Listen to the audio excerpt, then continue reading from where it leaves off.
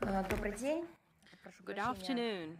задержали сегодня начало брифинга, но хотелось Sorry for больше all подготовить this long материалов. wait, but we wanted to Начинаем с prepare so many графика materials for министра today's иностранных дел briefing. Let's России start with Сергея the Лаврова. schedule of 30 the июня Russian под minister. председательством главы June Российского 30th, стратегического Sergei ведомства Lavrov состоится will очередное заседание chair главового the совета Business при министре Council иностранных under дел Российской the Федерации. Russian Оно будет Ministry of посвящено Foreign вопросам Affairs, and торгово-экономического the session will инвестиционного focus on trade, сотрудничества с economic, and Африкой. investment Планируется cooperation обсудить with текущее состояние Africa. перспективы реализации It is planned взаимовыгодных to discuss the российско-африканских current state and проектов с prospects for the упором implementation of mutually на beneficial содействие Russia-Africa странам projects with континента в emphasis укреплении их on экономического, the энергетического, assistance provided to технологического и African продовольственного countries in суверенитета, а strengthening также their обучении economic, energy, профессиональных кадров. technological, and food sovereignty, Особый as well акцент as in предполагается personal сделать на training. качественной подготовке The session предстоящего is в октябре expected to в make a Москве particular третьего саммита emphasis Россия-Африка, on the quality включая preparations for the содержательное third Russia-Africa наполнение summit that is традиционно expected to take place in проходящего October на in полях Moscow, экономического including the и substantial гуманитарного content форума. for the economic and Ожидается humanitarian участие forum that is государственных traditionally естественных organized on the ведомств, sidelines of объединений the деловых summit. клубов и The session активных is to be на attended африканском by направлении the отечественных relevant компаний. ministries А and 1 agencies, июля министр business иностранных дел associations, and России Сергей Russian Лавров проведет enterprises operating встречу in с Africa. президентом On July Международного комитета 1st, Красного Креста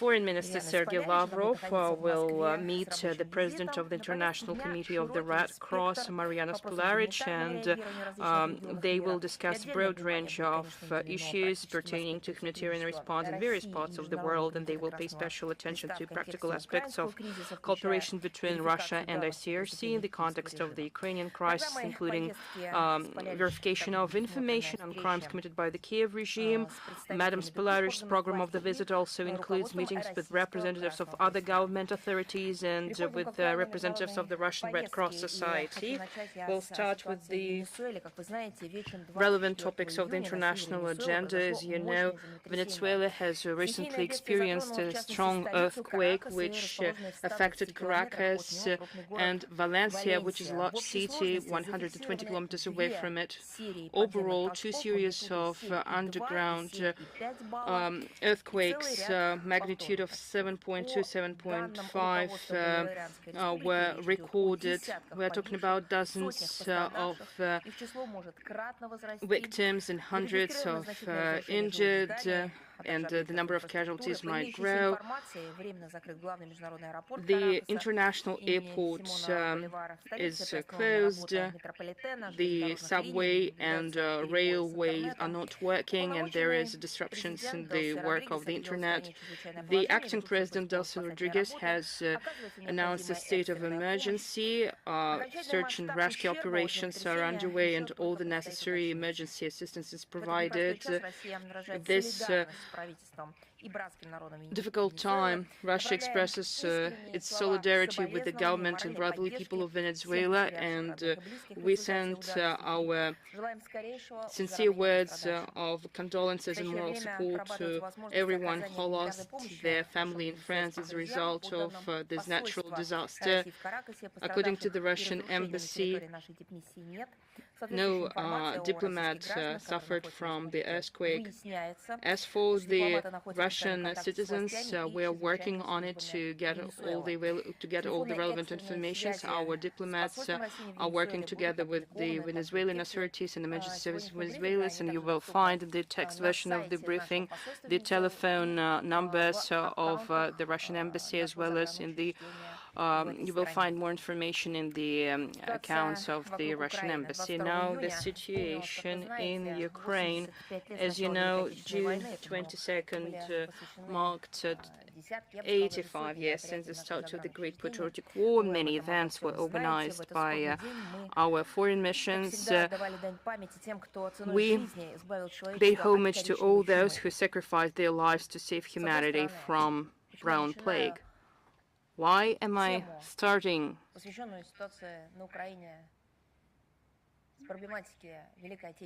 to speak about Ukraine, and I speak about the Great Patriotic War? Well, this is the day. Well, we always believe that this day is inseparably linked to the history of the Ukrainian people. This year, Kiev has ostentatiously been trying to condemn this day to oblivion, to erase it from history. They are trying to erase from history a heroic act made by millions of Ukrainians who destroyed an enemy on the battlefield and in guerrilla units. At the same time, Zelensky's regime dares to accuse Russia of distorting the truth about the Great Patriotic War and to monopolize great victory, we noted the post made by Foreign Minister Andrei Sybiga, which was made on social media, and this post was about June 22nd. In that post, Sybiga draws parallels between the Soviet Union and Third Reich, and he reproaches Stalin for all the faults, and he said that it was unacceptable to ignore the number of casualties suffered by Ukraine, and he believes that the war claimed lives of 8 million Ukrainians.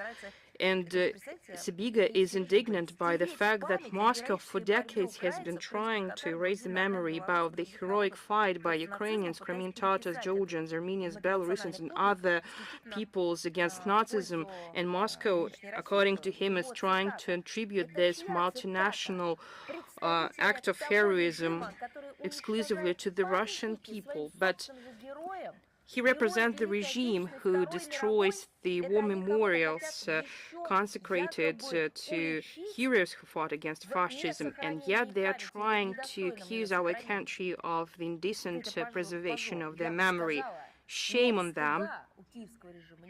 They have no shame, the Kiev regime. They are well aware of the fact that that Ukraine doesn't cherish the memory about the heroes who fought against fascism, but yet they glorify collaborationists. They perpetuate and cherish their memory.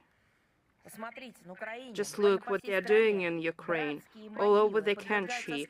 They are desecrating mass graves of Red Army soldiers, of Soviet soldiers, of Ukrainian origin, of various origin who fought against fascism and Nazism.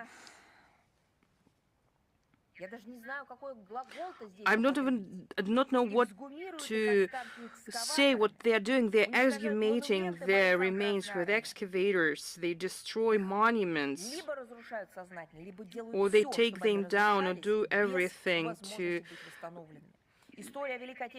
make them go dilapidated. They are falsifying the history of the Great Patriotic War, and that's what Andrei Sybiga doesn't talk about, trying to excuse himself and the entire Nazi regime. The modern Banderites, nurtured by the West and reveling in the permissiveness and impunity, continue to fight against Soviet war memorials, and they continue the cause of the ideological idols by glorifying collaborationists who betrayed their own people. In villages Kapachinska, Ivano-Frankov region and Kislovka of the Kiev region, they have destroyed a bas-relief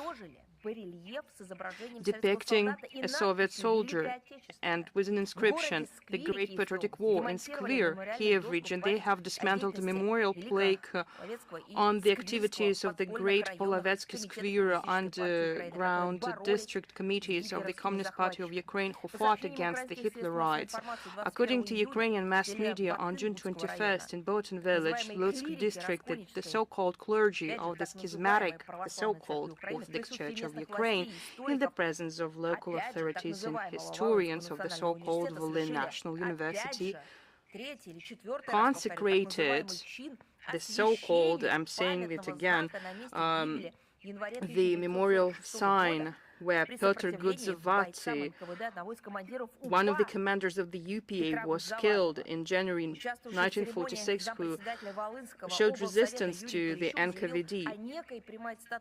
Deputy chair of the Volyn Regional Council, Yuri Polishuk, stated that there was some kind of inseparable link between the UPA fighters and modern Ukrainian soldiers by stressing the need to perpetuate them at the state level, which once again demonstrates the Nazi essence of the Ukrainian authority. There is a link between the collaborationists of the World War II and the current Kiev regime.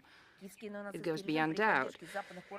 The Kiev Nazi regime continues to commit acts of terrorism against Russian civilians and civil infrastructure. Over the past week, 294 civilians suffered at the hands of the armed forces of Ukraine, with 44 people killed, including one child, and 250 people injured, including 20 children.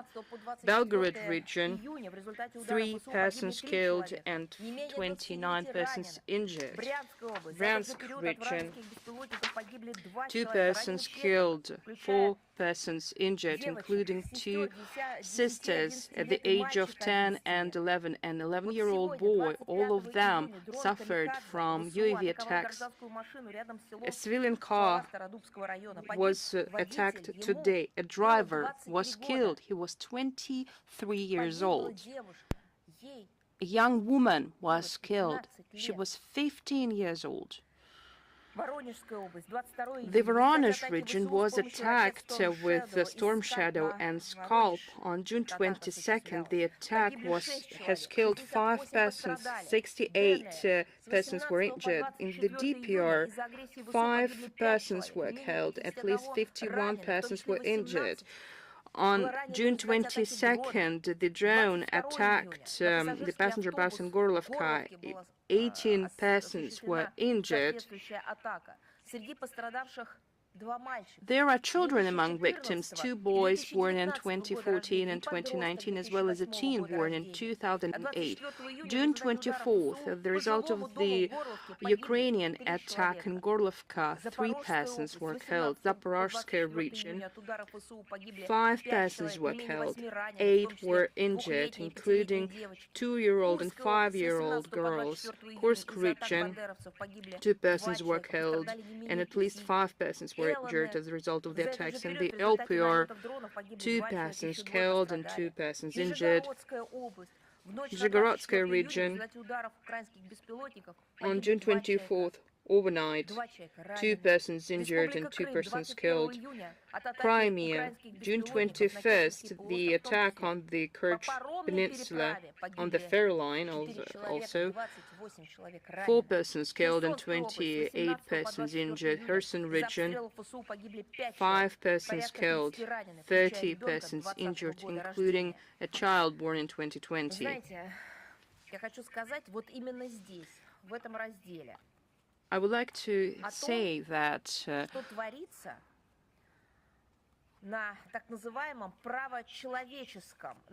would like to add more information about human rights track that is quite important for the West.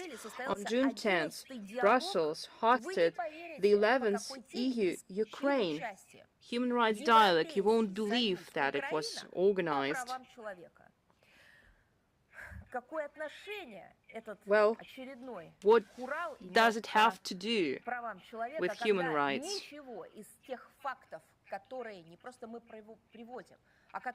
Because none of the facts that we are providing every briefing, I'm talking about the figures and names of victims and about how Ukrainian Kiev regime is killing civilians.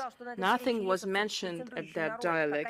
If anyone expected that EU officials who claim to be main humanists and champions of democracy and human rights will strongly criticize Kiev for massive and systematic human rights violations, then this person would make a horrible mistake. And we're talking about Ukraine as well as the territories that are no longer Ukrainian. Zelensky's regime wasn't reprimanded for anything in terms of the total discrimination against ethnic Russian and Russian-speaking citizens, crackdown on canonical orthodoxy, corruption, infringement on freedom of speech, forced mobilization, political persecutions, and killings of persons that Zelensky describes as their own people, Ukrainians, people who are living in regions. He calls them as their own citizens. Then why EU officials didn't ask him a question? If you call these people your citizens, why are you relentlessly killing them? In the context of human rights that were discussed with Ukraine, they could have asked that question, but they didn't do that. EU must have known about rampant lawlessness in Ukraine.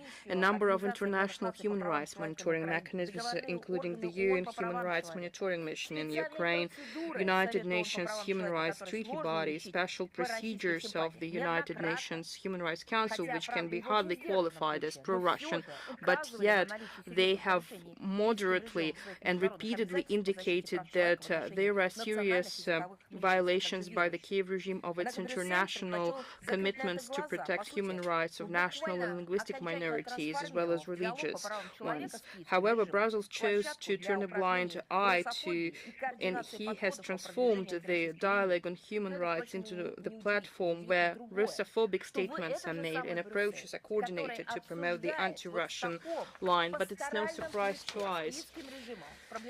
Brussels is discussing human rights with Ukraine, but yet it doesn't see any human rights violations. But at the same time, it provides more money and weapons to the Kiev regime, which is used against civilians of various origin, religion, and age. They don't see any link between these two situations. These human rights have nothing to do with the reality, probably human rights created by artificial intelligence, but yet they prefer to ignore the human rights of a real person who work, study, go to school. Participants of this gathering should feel equal. Who is teacher, who is a student? It's rather a rhetorical question, but the EU is pursuing a policy to suppress any form of dissent. It tightens control over digital information field, public political discourse, as well as the will of citizens. They have various know-hows, electoral and political technologies to the point of the annulment of election results if wrong candidates win. All of these methods were tested out and they are actively exported to all the countries that are in the area of EU's interests.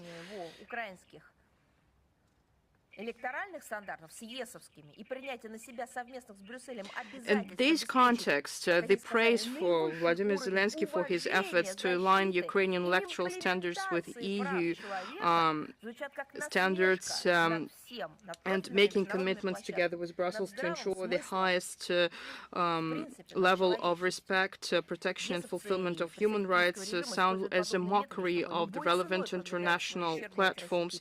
EU and Ukraine use all these methods to promote their inferior anti-Russian approaches by insulting millions of Russian-speaking Ukrainians who are not allowed to speak Russian or to use Russian as the language of instruction. They insult thousands of political prisoners who are locked in Ukrainian prisons only for refusing to hate Russia and Russians, and they insult parishioners of the canonical Ukrainian Orthodox Church who are being expelled by force. Well, they haven't seen all of that. Yesterday, on June 24th, the accomplices of the Kiev junta have taken over the church of the Reverend Alexander Nevsky. The clergy and parishioners were injured as a result of the attack. It's yet another gross act of arbitrariness against the canonical Ukrainian Orthodox Church. Well, today is June 25th. Probably Brussels has spoken about it, something. Well, they have said nothing. To contain Russia, Brussels is ready to turn a blind eye to the revival of Nazism, manifestations of extreme forms of racism, Russophobia obviously being one of them in EU and its neighboring countries. But they do not notice that. They even encourage those who are responsible for discrimination against Russian nationals and Russian-speaking compatriots. EU qualifies all of that as the so-called European values, but I think that the enlightened European public needs to reflect on the following. The lessons learned from the history of numerous European countries demonstrate that those who allowed the rights of certain populations living nearby to be violated will ultimately end up marginalized. Nothing also was said about the Kiev regime killing civilians, even children. No, Brussels preferred to turn a blind eye to this at this human rights gathering. But for all those crimes, the Kiev regime will bear and is already bearing responsibility. The Russian law enforcement agency keep connecting data to bring to justice the Kiev regime, militants, commanders for the crimes they have committed. Russia's investigative committee has established the involvement of the commandant of the Ukrainian Armed Forces and Manned Systems Forces, Robert Brovdy, so-called Madya, and the head of the main intelligence directorate of Ukraine, Oleg Ivashenko, in the terrorist attack on the 17th of June on a passenger bus in the Bryansk region carrying children's football team from the Gomel region. They ensured targeting and issued the order to carry out the strike on children. The direct perpetrators have been identified: servicemen of the Unmanned Systems Unit Chimera, the 105th Border Detachment of the State Border Service of Ukraine, Dmitry Tkachenko, a serviceman of the Rapid Response Border Commandant Office Shkval on the 7th Border Detachment, Igor Zhukov, a serviceman of the 73rd Maritime Special Operations Center, Vladislav Naum. Decisions have been issued to charge Brovdy, Ivashenko, Tkachenko, and Zhukov and Naum under Part 3 of Article 205 of the Criminal Code of the Russian Federation, Commission of a Terrorist Act resulting in the loss of life. All have been placed on the international wanted list. For terrorist activities in the Kursk region in 2025, previously detained Ukrainian Armed Forces militants Similuta and Sergei Olenik were each sentenced to 15 years of imprisonment. A sentence of life in prison was handed down in absentia to Ukraine Armed Forces militant Sergei Zhenich, who on 30th of October 2025 carried out a terrorist attack using a UV in the village of Gudovka that resulted in the death of one civilian. Mercenaries who fought on the side of Ukraine: Viktor Eduard Pelens, Brazil; Krosan Kevin Eric, Britain; Mirza Vanadze, Georgia, were each sentenced in absentia to 14 years of imprisonment and are in the international wanted list. Now, speaking about the sponsors of all that and how they do that. On the 18th of June this year, NATO headquarters in Brussels, only a week after Brussels, we were discussing human rights in Ukraine. Only a week later, on the 18th of June, at the very same Brussels, under the co-chairmanship of Britain and Germany, the 35th meeting of the so-called contact group on defense assistance to Ukraine took place. The Ramstein format. Pentagon chief Pete Hegseth did not ask about the destination of the weaponry they allocate to Ukraine,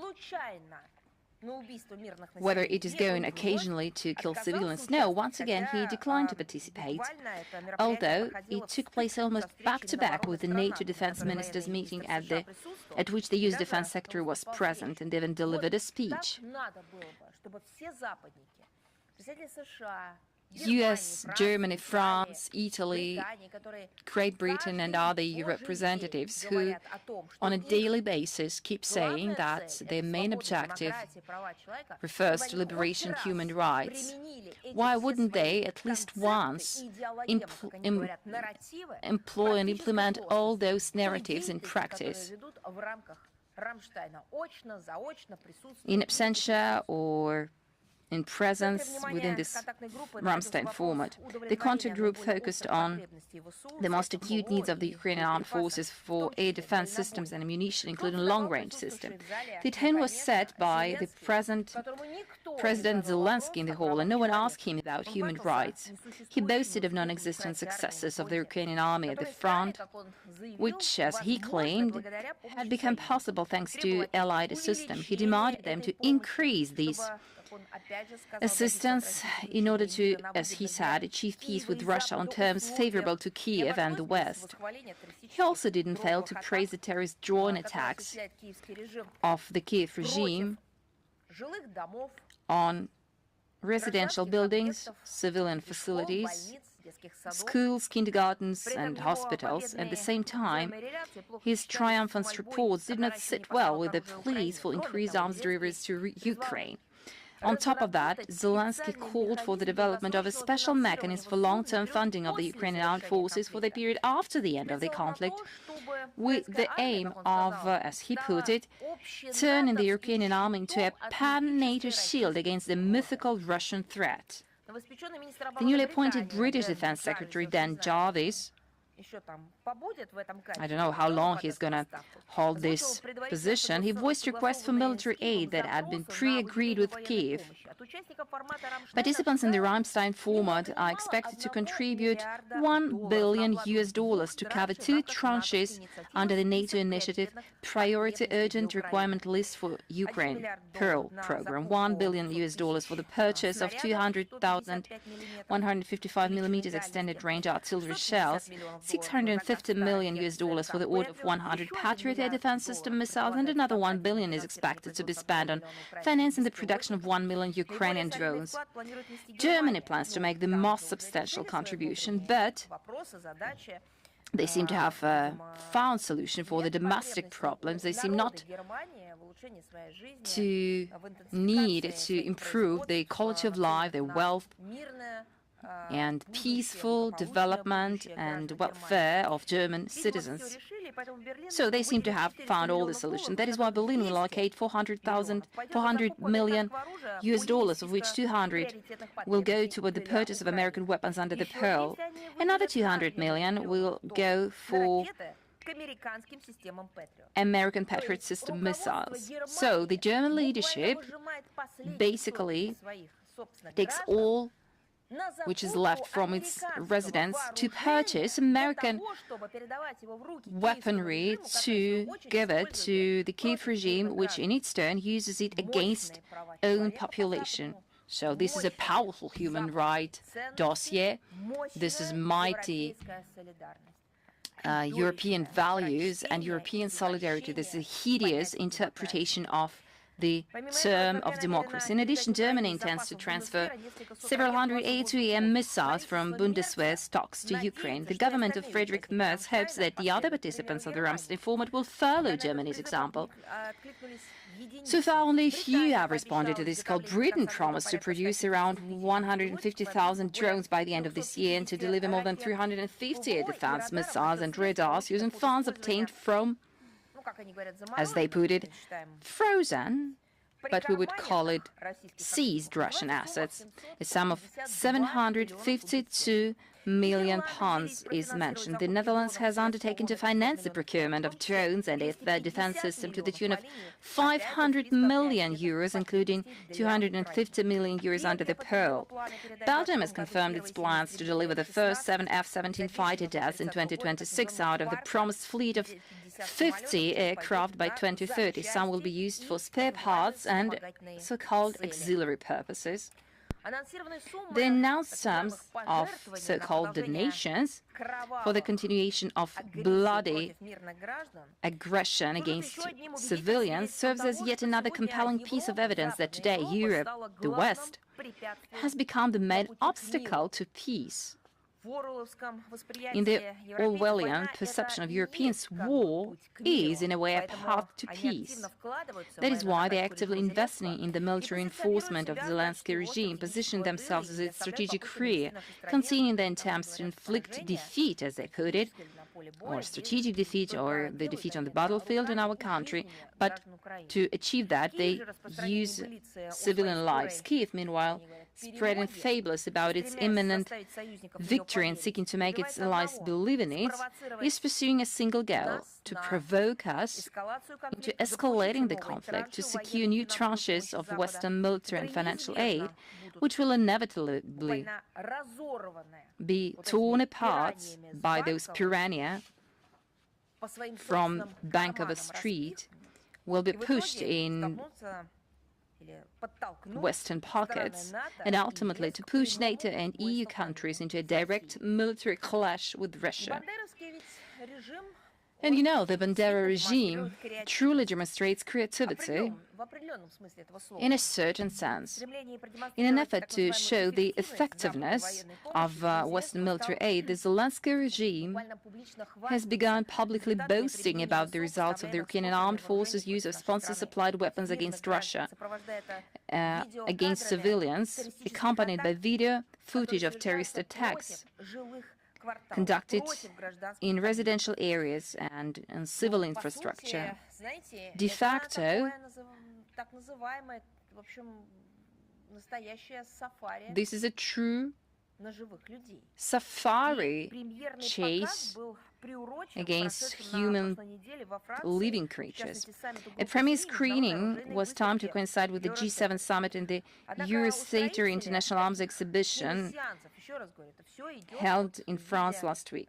However, the organizers did not take into account that in doing so, they and their sponsors are once again confirming the involvement of Kiev's sponsors in the current conflict and their support for the crimes committed by the Ukrainian armed forces. But this is hideous and abominable. Think of this. They show in video footage in real time how Western weaponry attacks civilian infrastructure. I believe this is some kind of horror movies. But you know, usually that is how it goes. But the Kiev regime keeps boasting about that.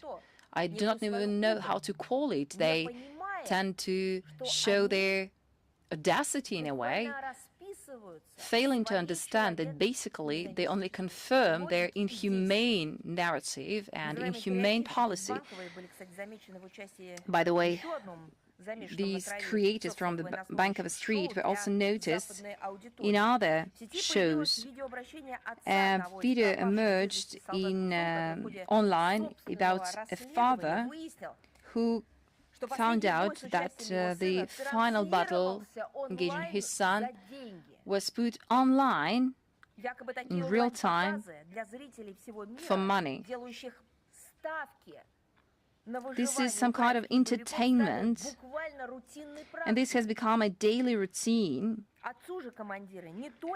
The father of the commander was victim of lies, claiming his son had lost his memory and had been captured, but also demanded money to include him in the exchange list. Such entertainment involving the live killing of mobilized Ukrainian armed forces soldiers on the battlefield was also demanded by the Western masters of today's Ukraine, but for them this is a daily routine, everyday neocolonial practice for them. They are used to staging safaris on people. You remember that was the case in the Donbass, in the Balkans. It was also the case in Afghanistan. It was the case in Vietnam and also in Iraq. All the above-mentioned facts confirm the continued relevance of the objectives of denazification and demilitarization of Ukraine and the elimination of threats emanating from its territory. These objectives and tasks, as the Russian leadership repeated, will be achieved without a fail. Well, now let us move forward to a neighboring region, to Moldova. The official Chisinau keeps going hysterical, blaming Russia in all its failures. Now, the Moldovan leadership showed their Moscow hand in the exponential growth of the cases of phone scams in the Republic. On the 17th of June, the Information and Security Service of Moldova published a comment on an identified, and I quote, operation by the Russian Special Services, unquote, on mass gathering of data on Moldovan citizens by hacking private servers and acquiring personal data in darknet. As usually, no substantiated grounds.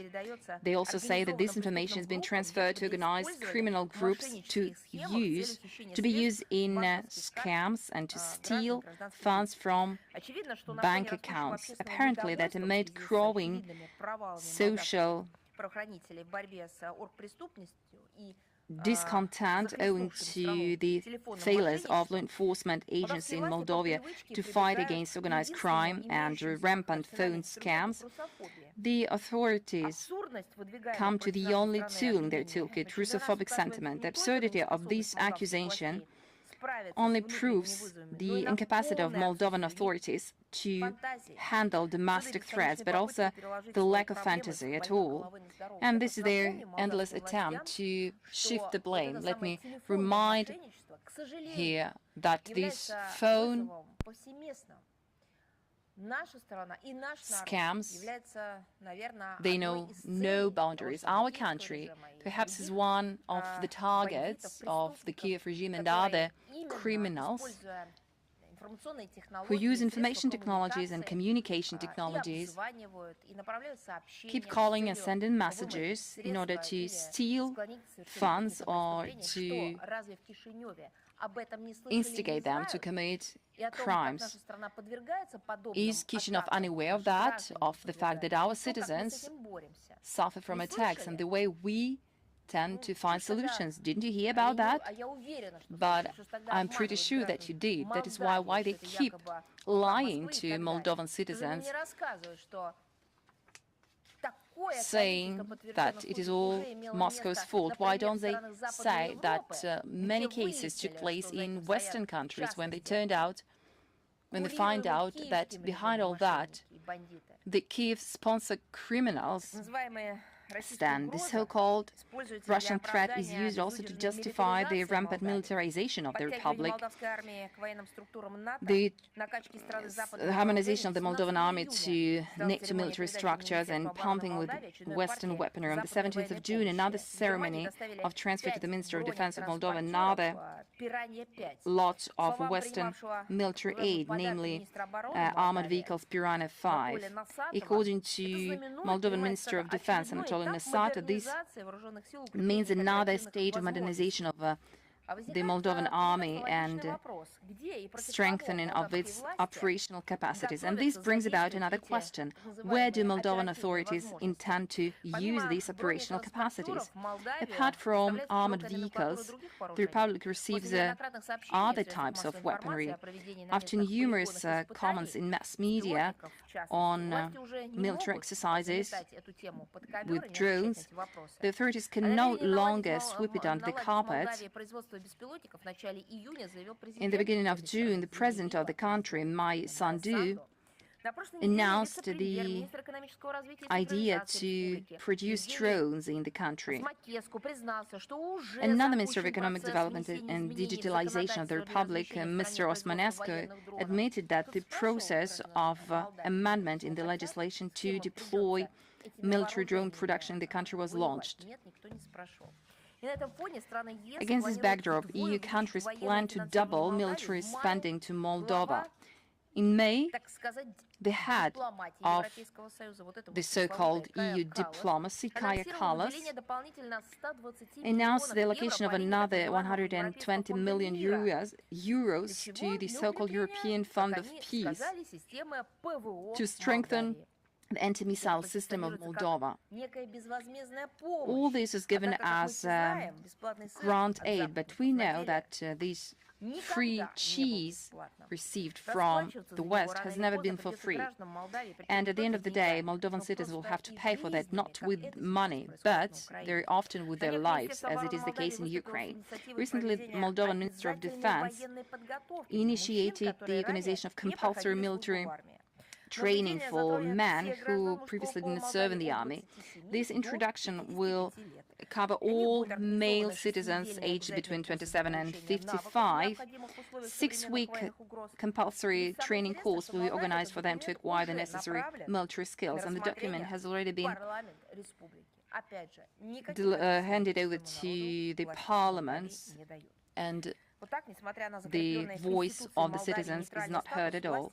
Despite the neutrality enshrined in the Constitution of Moldova, the leadership keeps dragging the country into the militarist ventures, transforming to another anti-Russian platform. They are ready to do anything for the sake of joining the so-called European family. But I think that we are all aware of these so-called European values, and the alien traditional and the alien values to traditional Moldova society have been imposed by the Maia Sandu team. On the 21st of June, the Moldovan capital held another LGBT parade. Despite the fact that such celebrations were banned by the municipal authorities of Chisinau, but yet the ruling elites, with the support of Western embassies, have pushed through this application to organize this march of various genders across the central streets of Chisinau. And this march has culminated into the improvised vetting of two homosexuals. Luckily, same-sex marriage is not a new norm in the Moldovan society, and that they are not recognized by Moldovan law, and they are not accepted by society and the church. According to Social Pulse, 85% of Moldovans oppose the legalization of same-sex marriage, and the Orthodox Church of Moldova has been working since 2022 to ban LGBT festivals in Moldova. It's quite interesting that on June 20th, just prior to this LGBT march, sensible political and public figures of Moldova have organized a march of family in support of traditional values. It brought together more than 3,500 participants, while the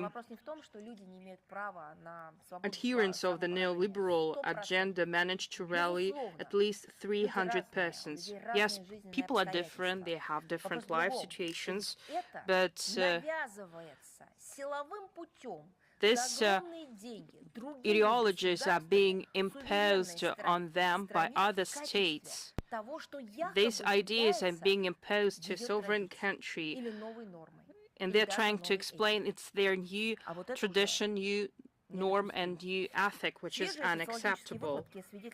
The recent social polls demonstrate that the sensible Moldovan citizens still hold the majority, but yet their opinions are being blatantly disregarded. 53 to 58% of Moldovans do not believe in pro-Western propaganda and believe that Moldova is going in the wrong direction. But who is going to listen to their opinion?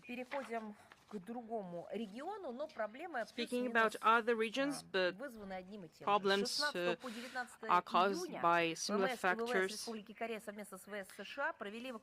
In June, the naval and air forces of the Republic of Korea, together with the armed forces of the United States, have organized military exercises in the waters of the Sea of Japan and Yellow Sea in the close vicinity of the maritime border of the DPRK, and they have organized firing practice with the use of missiles, and we strongly believe that this act was directed against the DPRK,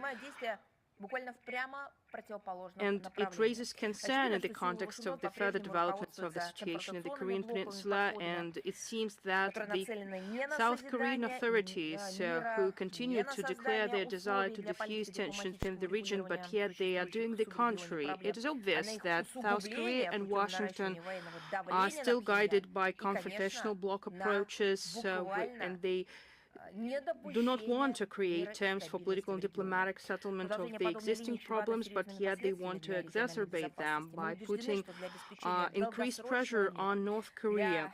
Following such policies fraught with serious consequences for regional security, we are convinced that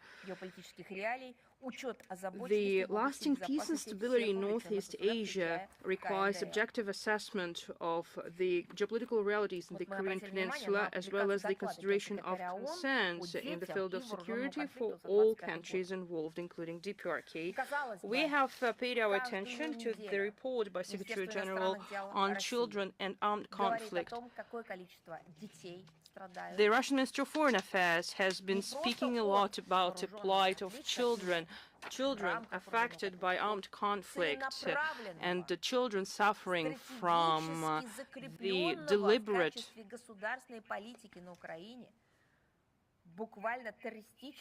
terrorist, large-scale arbitrary action of the Office of the President. Their actions are being reflected in the strategic documents of Ukraine. We have been always providing information about the victims, their age, their names, names of their family members. We're talking about the wounds that they suffer every time, what assistance they received, and how those who provide assistance to them are being attacked. And do you think this information is reflected in the report? The real information with the geographical location, names, and ages. Do you think any of that was reflected in the report like they did with the incident in Bucha? Well, of course not. We noted that the report of the United Nations Secretary General on Children and Armed Conflict in 2025, we strongly condemn this political move of Antonio Guterres to keep our country listed in the annex on parties that commit grave violations affecting children in the context of the situation of Ukraine. After the college and dormitory was attacked in Starobelsk, after the passenger bus was attacked, after everything that happened over the years, Alley of Angels in Donetsk, a generation of children affected by Lepestok mines. And after all that, Antonio Guterres wasn't brave, intelligent, reasonable, conscious, I know what even to say, humane, to write anything, to write something about it, but yet he continues to accuse Russia. We believe that it's a politically motivated step that is not evidence-based, and we regret that UN Secretariat continues to use unverified information that they receive from biased sources, and it ignores Russian assessments and materials that we have been providing all this time. We are confused by the fact that the armed forces of Ukraine are not listed in the annex. The crimes committed against children, crimes committed by the representatives of the Kiev regime, including attacks on civil infrastructure, educational facilities, residential quarters, are not reflected in the report in the appropriate and impartial way. The special representative of Secretary General on Children and Armed Conflict, Vanessa Frazier, could have seen all of that for herself when she visited Russia. So we have a question for Mr. Guterres. I think that your colleague, the special representative, has provided all the materials after her visit to Russia. I would like to stress that the Russian Federation strongly adheres to the norms of international humanitarian law and ensures protection of civilians, including in the area where the special military operation is conducted. We call the UN Secretary General to abandon the politicization of such sensitive issue and strictly adhere to the principles of impartiality, objectiveness, and neutrality. And we kindly ask Guterres to revoke this decision, to list Russia in the annex, and to work meticulously on the report and to work professionally on this report. Another topic, which is also related to the United Nations, the Committee on Space that was organized in Vienna was characterized by the intensified, principled confrontation between the collective West, led by the United States, who seek to assert their dominance in outer space, and countries of the global South, who are interested in developing fair and non-discriminatory rules and governing the whole spectrum of dynamically developing areas of outer space activity. Austrian authorities have made a provocative stunt. They refused a visa for a head of the Russian delegation, a special representative of the Russian Ministry of Foreign Affairs and International Cooperation in the outer space research and use of outer space for peaceful purposes. Sergei Belauska, they also has denied a visa for Sergei Krikalev, who is a hero of the Soviet Union, hero of the Russian Federation, and Deputy Director General of the State Corporation Roscosmos. But regardless of all these obstacles, Russian delegation will continue to promote its national priorities. For example, we will draw attention of the committee to an extremely dangerous trend when the United States and their allies are using satellite constellations and the relevant ground infrastructure that are registered as civilian use systems, which are actually used in support of military activities of foreign armed forces and for interference in domestic affairs of sovereign states. We have to state that as a result of the unprecedented politicization, the Italian chairship in the UN Committee failed to perform its duties. It failed to overcome turbulence and to ensure substantive outcomes of the session. Among these outcomes, there could be recommendations and decisions to establish a permanent advisory mechanism on the moon, establishment under the aegis of the United Nations of an international platform on the exchange of information of outer space objects and developments, the adoption of a list of guidelines on the development of outer space resources, orbital activity, and space debris, and they also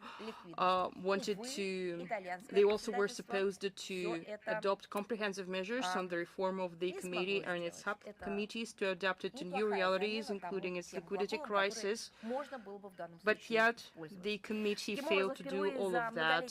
For the first time since its establishment, the committee session was complete without an outcome report, which was blocked by the United States. We are convinced that there is quite a difficult situation being unfolded around the committee, which is connected with the attempts of certain states to undermine the fundamentals of the sustainable functioning of this unique specialized body of the United Nations that is responsible for the promotion of international cooperation for the outer space research and use of peaceful purposes. But we continue to take efforts to prevent such a situation. We are continuing the work to disclose the information about the crimes committed by Japanese militarism. These crimes have no statute of limitations and procedural action continues. The Russian Prosecutor General's office has officially notified in May and in June on making a decision that cancels earlier made decisions to exonerate 40 Japanese nationals, and the decision will be published on the website of the Russian Ministry of Foreign Affairs. These individuals were involved in the subversive and espionage activities against the Soviet Union. These persons cannot be exonerated, and their guilt has been proven.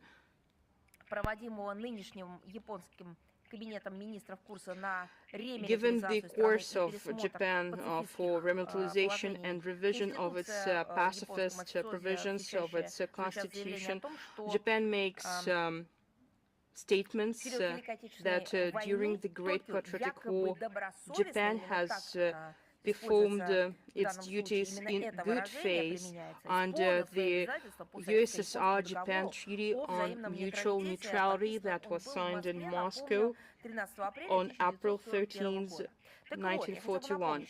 I would like to recall that some of these individuals mentioned in the list have been carrying out subversive and espionage activities against the Soviet Union when this treaty was in force. The neutrality was ensured not only through diplomatic agreements, but with a strong military group that the Soviet Union had to deploy in the Far East throughout the entire period of the Great Patriotic War. On November 19, 1942, when the Soviet counteroffensive began near Stalingrad, near the far eastern borders of the Soviet Union to contain the Japanese threat, we have deployed a special group of the Red Army with the size of 1.3 million people. They had 12,000 guns and mortars, 2,500 tanks, and more than 3,000 military aircraft. You don't need military education to understand that if the Soviet Union had an opportunity to use all these means and personnel on the front line against Nazi Germany, instead of keeping them in the Far East, it would suffer far less casualties. That's why we continue our work to disclose the crimes committed by the militaries. Japan, I have seen a lot of statements and by the representative of the Russian Office of the President, by the Russian Ministry of Digital Development, by our lawmakers, by representatives of the Russian State Duma about Russian apps that were blocked in the App Store. I'm talking about VK and a set of VK apps. You have probably heard a number of Russian popular apps were deleted from App Store. VK, VK Music, VK Video, VK Messenger, Одноклассники, Zen, Mail.ru, and many other apps. I would like to speak in detail what the champions of freedom of speech and freedom of communication in the digital realm, champions of democracy, are doing, so that you would understand what they've done. It's important that all these apps were blocked without warning. We haven't received any inquiries, any letters from them. American corporation Apple have infringed on the rights of dozens of millions of Russian users who are using these applications every day. In 2025, the monthly audience of Kontakte has exceeded 90 million users, and in Одноклассники, the audience has exceeded more than 35 million users. And we're talking about Russian users as well as users coming from various parts of the world, various countries, various nationalities who speak different languages. And they have validated that one single platform. This is the platform Kontakte that has never encouraged and has never justified those who try to say that there is no place on Wiki based on their nationality, religion, etc. Everyone who used VK were representatives of different generations, nationalities. They have different views and positions, but yet they had an opportunity to have a respectful dialogue. Apart from American platforms where, with their rampant xenophobia, Nazism and neo-Nazism. We're talking about irreplaceable services of communication that are essential for our users. We are not talking about access to information. We're talking about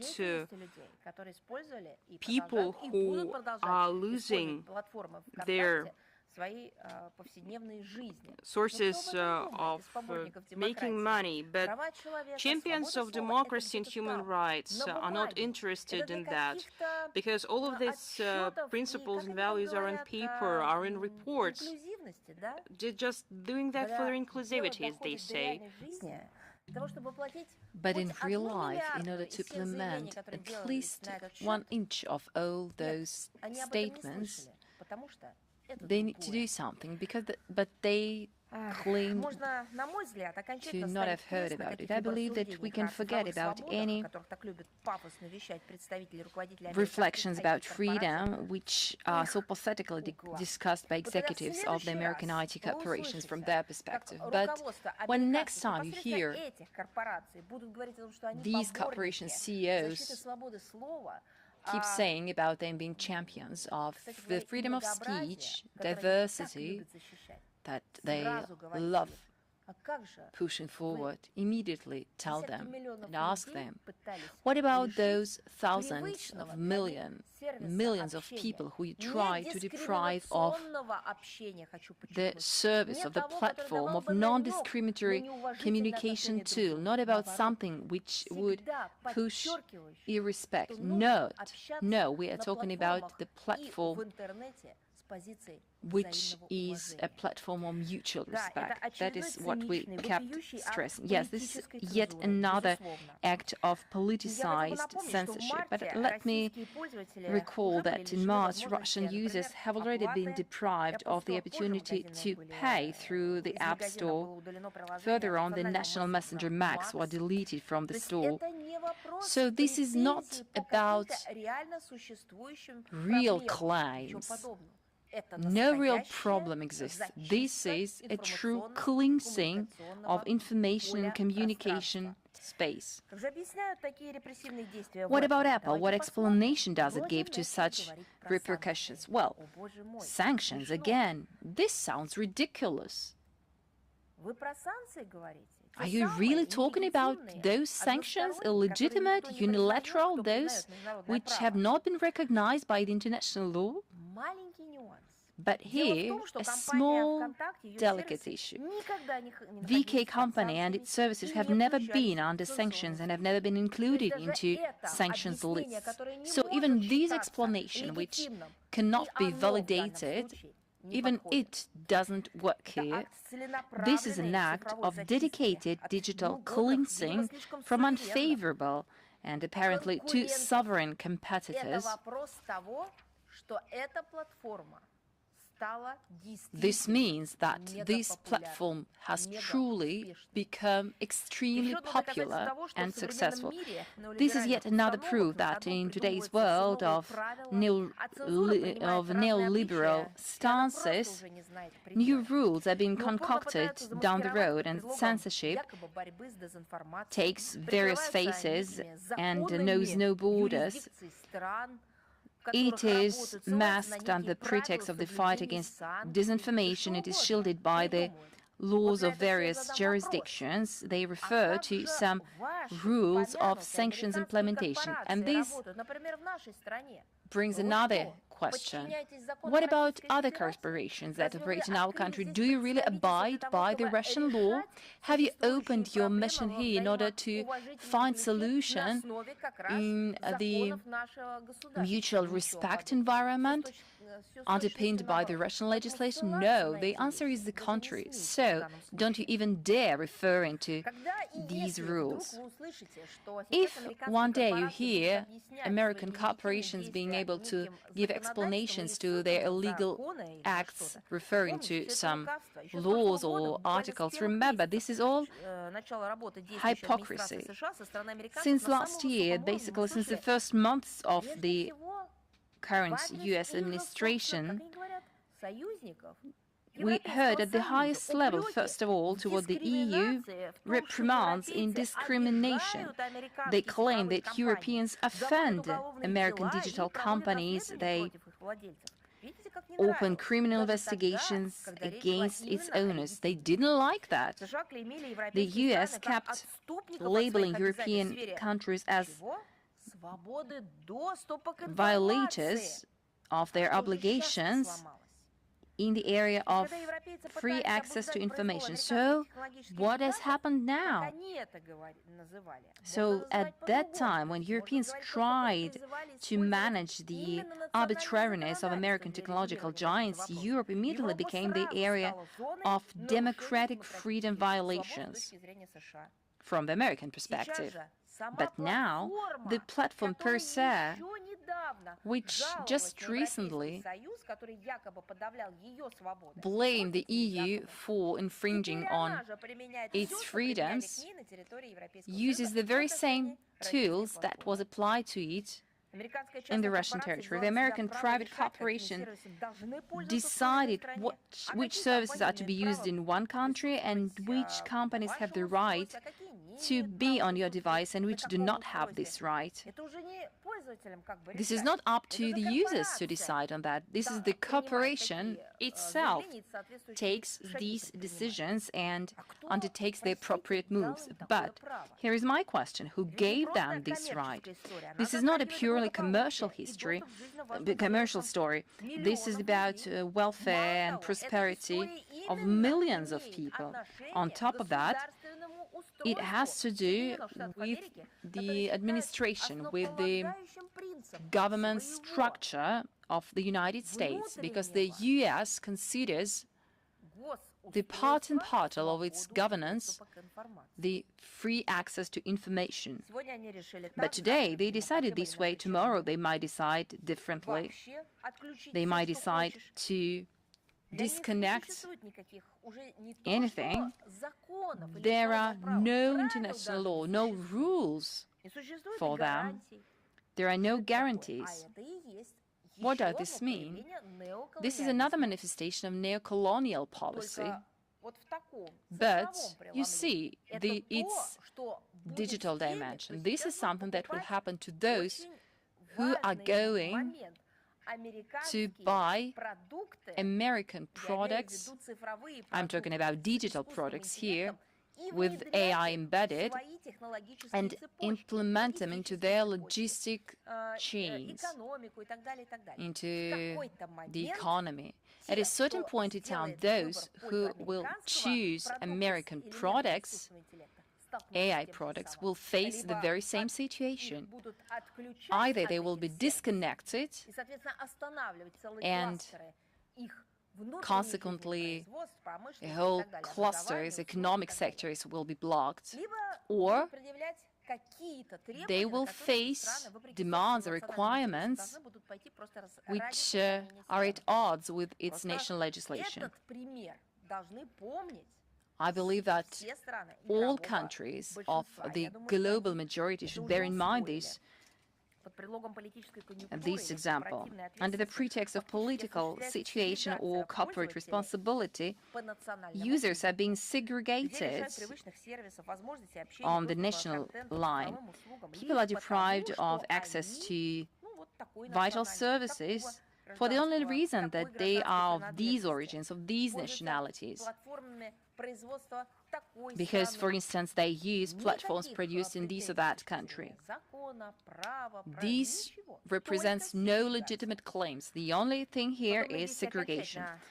These actions dispel the myth of the political neutrality of global digital giants.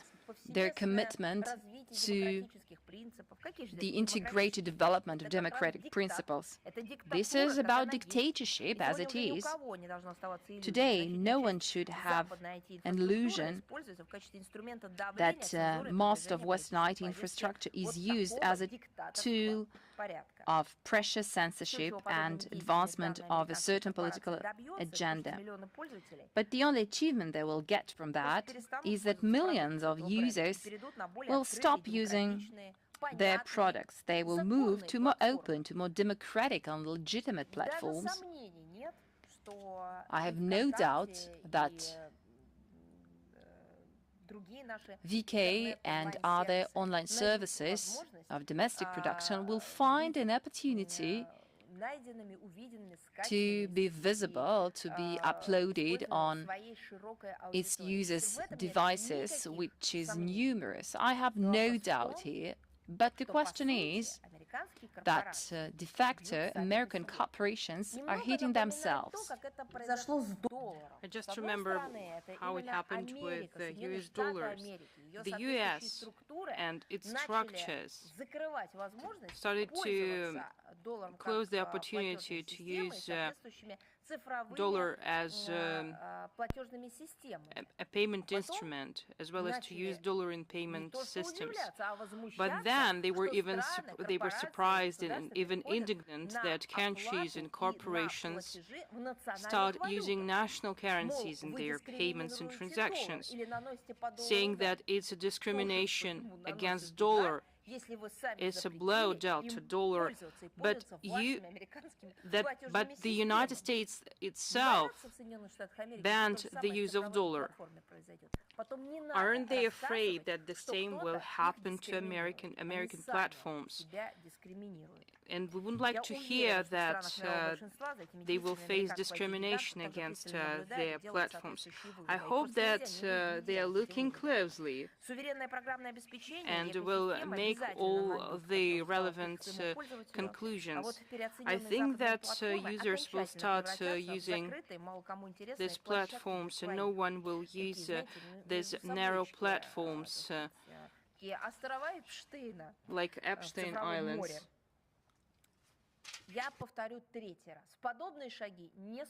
Such steps won't be able to isolate the Russian audience. They are just forgetting their declaration on the freedom of speech, freedom of the internet, and human rights. The Western countries themselves and technological corporations consistently destroy the principles, distort the principles and that they have proclaimed for universals. By their fruits you will know them, as they say. We continue to consistently stand against the practices of digital discrimination, censorship, and arbitrary restrictions in access to information, as well as the establishment of a just, open, and truly democratic international information environment. I would like to say about the important historical date that the European elites prefer to ignore. 6 years ago, the French President Charles de Gaulle visited the Soviet Union, and the visit took place between June 20th and July 1st, 1966. The French leader visited Moscow, Leningrad, Kiev, Volgograd, Novosibirsk, as well as Baikonur Cosmodrome, and following these negotiations, breakthrough agreements were made in trade, economic, scientific, and technical areas, as well as in the exploration and use of outer space for peaceful purposes. The Intergovernmental Commission started to work on a regular basis, and mutual trade has shown sustained growth, and we have intensified contacts in all fields. Several months later, an agreement was signed on the establishment of direct communication between Kremlin and Elysee Palace, and this joint declaration has laid the principles for the development of bilateral relations and the establishment of a climate of detente between all the countries, in particular in the East and in the West, and that would facilitate rapprochement and accord between us. But today, relations between France and Russia, and as well as the relations between Russia and the European Union, are experiencing a tough crisis. It should be recognized that they're in the state of a cold or even hybrid war that is unleashed by the collective West against our country. The current President Emmanuel Macron holds personal responsibility for the dead end in which the Russia-French relations are, and his team has lost the sense of reality and self-preservation, and they dare to openly speak about preparing a military confrontation with our country. Speaking about the origins of the crisis, it should be recognized that it has become a result of the oblivion as well as refusal of the current French elites from foreign political beliefs and tenets of Charles de Gaulle. It is well known that General has commended and valued his confidential relations with Moscow that were established during the Second World War, and which allowed France ultimately to take a seat among victorious powers and to become a permanent member of the United Nations Security Council.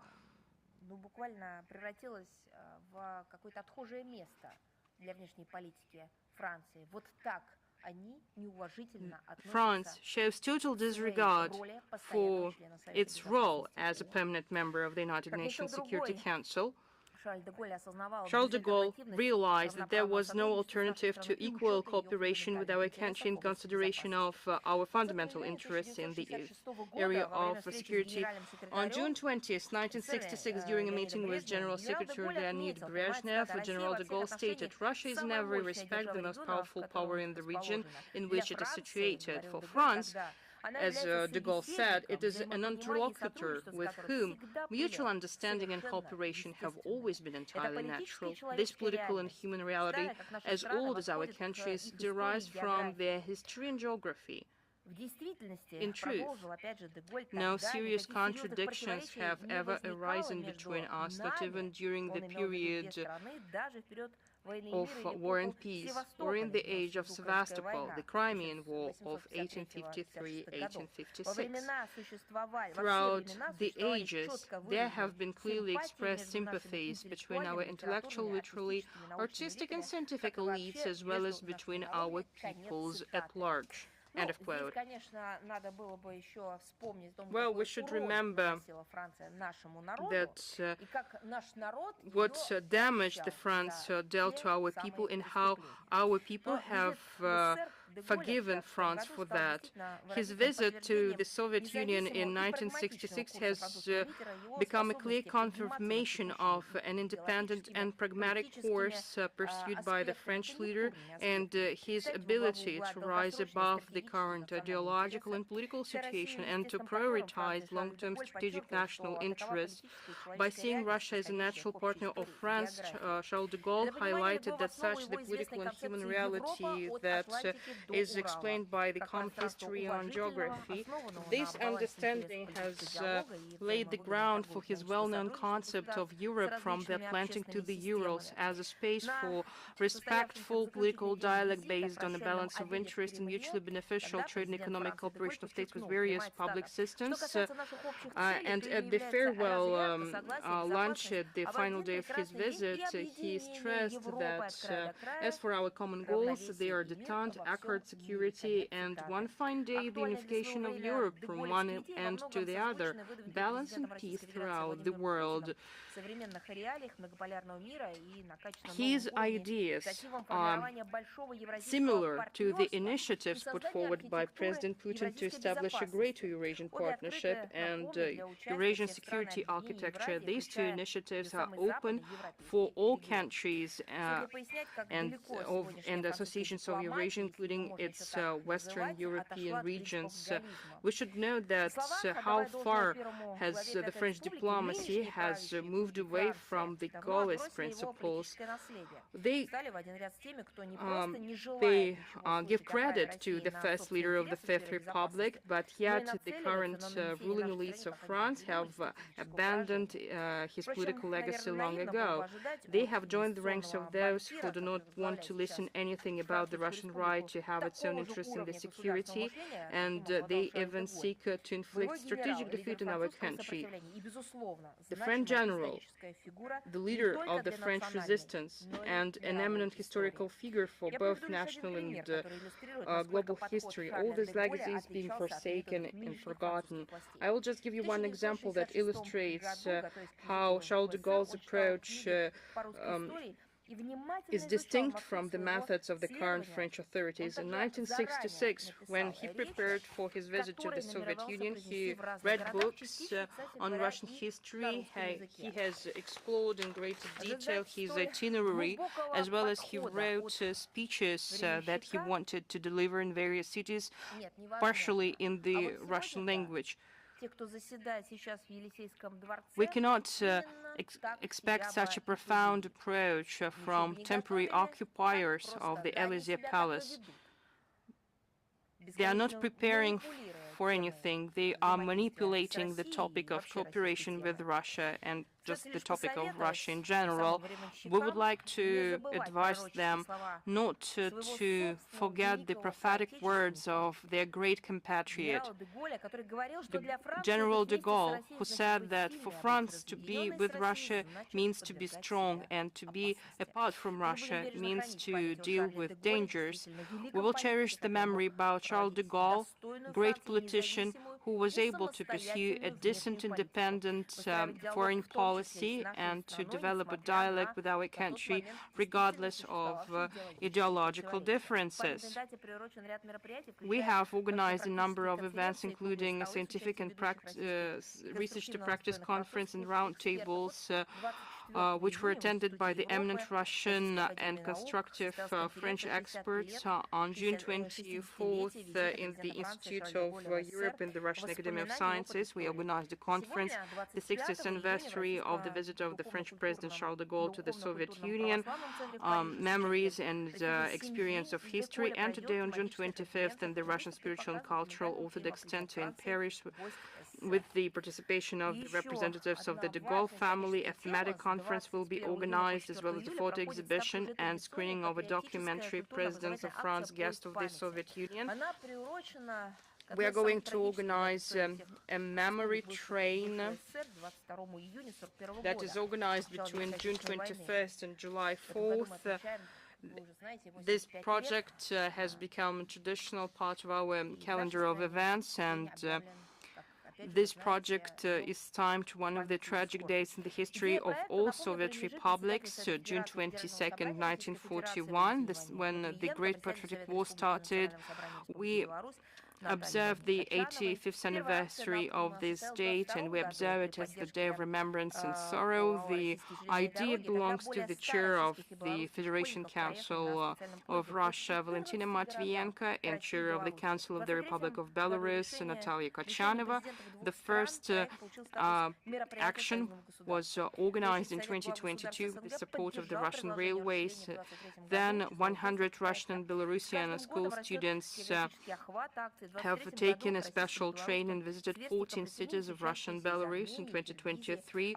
By the decision of the two presidents of two countries, this event has received the status of the event of the Union State. In its turn, the CIS Heads of State Council has supported the proposal to expand the participation in this project in 2023.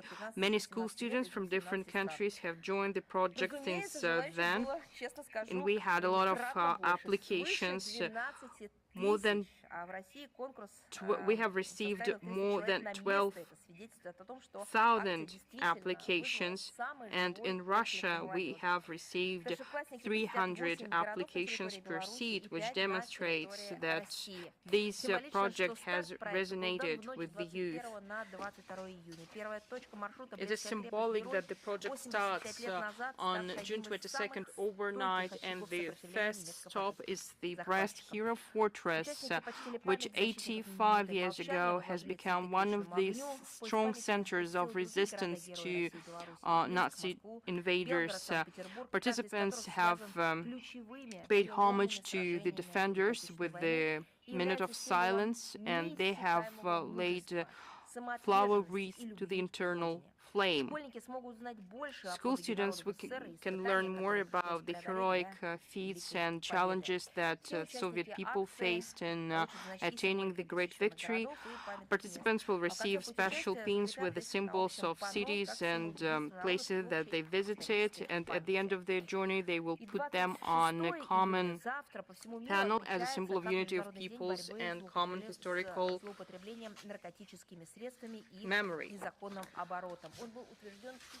On June 26, the International Day Against Drug Abuse and illicit trafficking is observed globally. It was instituted in 1987 by the UN General Assembly Resolution 42/112. You will find more information about it in the text version of the briefing, but I would like to say that this year we will mark 35 years since the establishment of diplomatic ties between Russia and Belize. Today,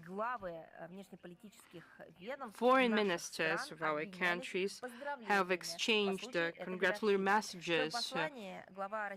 In his message, Sergei Lavrov pointed out that over the years, Russia and Belize managed to lay the solid legal foundation for the comprehensive development of bilateral cooperation, and he has expressed confidence in the need to fully unlock its potential at international venues as part of common efforts to shape a truly multipolar world. In his turn, the Belizean counterpart has reaffirmed the commitment to strengthen Russia-Belize ties in areas of mutual interest to the benefit of both nations, noting that our bilateral cooperation has a positive influence on the development of the entire Caribbean region. Another important date, on June 29th, Republic of Seychelles will celebrate 50 years of its independence. This momentous event in the history of the Seychelles has become a milestone toward the establishment of its statehood, and it has laid the foundation for its progressive development, and we extend our sincere congratulations to the Seychellois with this big celebration, and we wish prosperity and well-being on June 30th. countries. We will celebrate the 50 years of the establishment of diplomatic relations between our countries. The Seychelles have become an important partner of Russia in Africa. For more than 5 decades, Moscow and Victoria have been maintaining traditionally friendly relations grounded in mutual respect, consideration of interests of one another, principles of sovereignty and non-interference in domestic affairs. In April 2026, President of the Seychelles, Patrick Armeni, visited Moscow, and on April 22nd, he had talks with the Russian President Vladimir Putin. We're also taking efforts to intensify bilateral cooperation in various fields and to create new joint projects. Russia and the Seychelles are committed to increase constructive political dialogue, interparliamentary and interagency exchanges, enhance cooperation in trade, economic, financial, investment, energy, transport, agriculture, and tourism, as well as in education, healthcare, culture, and sports. The two states are united in their commitment to create multiple world order. They respect fundamental, universally recognized principles and norms of international law, and they recognize the central role of the United Nations in world affairs. We have established substantial legal framework, in particular, the Intergovernmental Agreement on the waiver of visa requirements for short-term visits has been effective since 2015, and in April we signed an interagency memorandum of cooperation in culture. Russia provides humanitarian assistance to the Seychelles. In April, Victoria received the Russian humanitarian aid, and also that's quite a popular tourist destination among Russians. Another important information: from June 30th to July 2nd, 2026, Saransk, Republic of Mordovia, will host the 3rd International Conference, the Global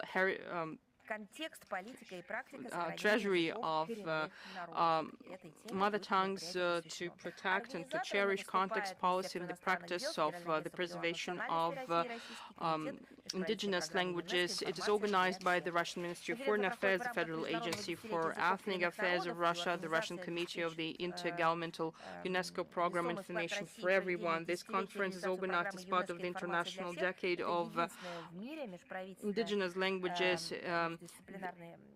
and the organization of this conference will help Russia to make significant contribution to the organization of the decade and to implement UNESCO's program Information for Everyone. This is the only intergovernmental interdisciplinary program, and one of its priorities is the preservation of languages and development of linguistic diversity in the cyberspace. The conference will bring together more than 150 eminent Russian and foreign specialists in linguistic policy, in education, culture, communication and information, representatives of intergovernmental international organizations, authorities, and civil society institutions and private sector from 30 countries. Among the guests of honor is the leadership of the Federal Agency for Ethnic Affairs, representatives of the Presidential Executive Office, head of the Republic of Moldova, Artem Zdunov, chair of the 43rd session of the UNESCO General Conference, Khan Kir Mohammed Talha of Bangladesh, and representatives of the Diplomatic Corps. The conference will provide a good platform for discussions of the most relevant issues for the support of multilingualism, including with the use of advanced technologies and AI systems. It will ensure opportunities to exchange advanced experience in the preservation and development of indigenous languages and further strengthening of international cooperation in the field. Among the key topics are languages in digital field, the current situation and prospects for future, linguistic communities, linguistic activists, the use of indigenous languages in education. This event will allow to present an international community experience of Russia as one of the multi-ethnic and multilinguistic countries of the world, which prioritizes the support for languages and cultures of its peoples and preservation of the Russian language as a language of inter-ethnic communication. This topic is particularly relevant in the context of the Year of Unity of Peoples of the Russian Federation. The solemn opening ceremony will be held on July 1st in the State Russian Drama Theater. We invite media representatives to visit the event. You will find all the details on the program accreditation and other details in the text version of the briefing.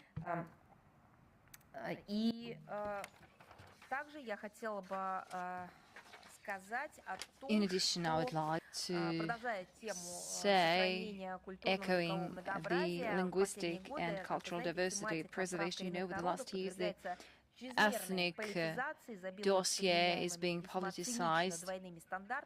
It is a subject of double standards, and all in all, it is designed to fuel confrontation and balkanization, unlike gathering an international community. We see examples of that, and we keep pointing at them. One cannot use the above-mentioned areas, if I may put it this way, about culture. To dismantle or to destroy culture is meant to unite. And unfortunately, the US, Canada, and other unfriendly countries are extremely active. They use all multilateral platforms and mass media to disseminate falseful and unverified information about alleged violations of linguistic and ethnic minority rights in our country. For us, as for most representative of the international community, it is obvious that if you hear accusations from the West, they are trying to deviate global attention from their domestic problems exactly in that area. The Minister of Foreign Affairs of the Russian Federation prepared the second report on the situation with ethnic minorities in various countries, as it was the case of the 2024 report. Relevant issues are identified, and the current state of indigenous people situation is presented in Denmark, Norway, Canada, Sweden, Australia, New Zealand, and Japan. You will find references to the report, its English version, in the text of today's briefing. Almost all countries that I just mentioned had the assimilation discrimination policy in place, and consequently it engendered a number of political, social, economic, and cultural challenges. These negative trends are extremely acute in the Arctic region. This is different from what we carry out in our country, from the policies that we conduct in our country. By the presidential decree of the 2026 year, this year was declared the year of people's unity. We covered all the activities designed to strengthen inter-ethnic respect, unity, and diversity in our briefings, as well as recognition and support of various peoples residing in our territory. Washington and the West, who joined it, should perhaps apprehend or maybe recognize that in this area the mentorship that they use in regard to our country is out of place. On the contrary, that should learn from our experience how to find solutions to challenges that they create, and as well as to preserve culture and languages of the peoples that live in the territory of a country. At least our country does not have those shameful pages in its history as camps for children, as it was the case in Canada. This machine of so-called culturization and civilizationing hosted thousands of people. Over 6,000 simply died of sexual harassment and hunger, anti-sanitary conditions, and the survivors had their lives traumatized. You will find references to it in the text of today's briefing, though we already talked about it. The survivors told stories about those who were burned in counts, those who had to bury the other children. But it is not about the Third Reich. These are the stories of the contemporary Canada. Canada likes portraying itself as a champion of human rights and democracy, despite what happened in its history. You remember the applause given to the Nazi Gunka in the Canadian Parliament. As for the relationship built with the indigenous people practiced in the US, I could give you a lecture, a separate lecture. There are lots of books and works dedicated to that topic. I believe you are all well aware of that in the terms like reservation and others, which are widely used in literature and in mass culture related to those countries. That is why Washington and Ottawa should focus on domestic problems. You're welcome to familiarize yourself with our report. Perhaps they could handle psychological, linguistic and cultural challenges, which were the product of forced assimilation and physical elimination of indigenous peoples. Once again, I invite you to read our report. Another important information is that Russian Minister of Foreign Affairs, together with the Moscow Conservatory of Tchaikovsky, with the support of the Russian World Foundation since 2023, has organized an international musical project called Emerging Stars. It is meant to show the image of Russia as a country with the richest cultural and artistic legacy. Students, conservatory graduates and laureates of prestigious international competitions take part in various concerts and workshops around the globe. The geography is expanding. Recently, concerts were held in Latin America, Chile, Nicaragua, Guatemala, Mexico. This year, participants of the project already performed in Asia, namely Thailand, Mongolia, Malaysia. They also visited Africa, Benin, Nigeria, Angola. They held concerts and workshops in the CIS countries, including Armenia, Kazakhstan, Tajikistan. By the end of 2026, they plan to come to the Middle East. The initiative is ambitious and is designed to resonate in the global community. Such cultural visits raise awareness about Russian music education. Students are willing to study here, and in this sense, the Moscow Conservatory is an unprecedented, unique place where the Center Musical Cultures of the World was established. It organizes international festivals, including the Universe of Sound and Gathering Friends. An intense exchange of students and mentors is organized.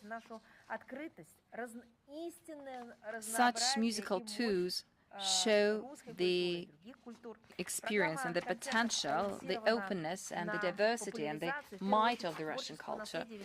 The program is meant to raise awareness about the Russian artistic legacy, namely the works of the Russian composers, writers. The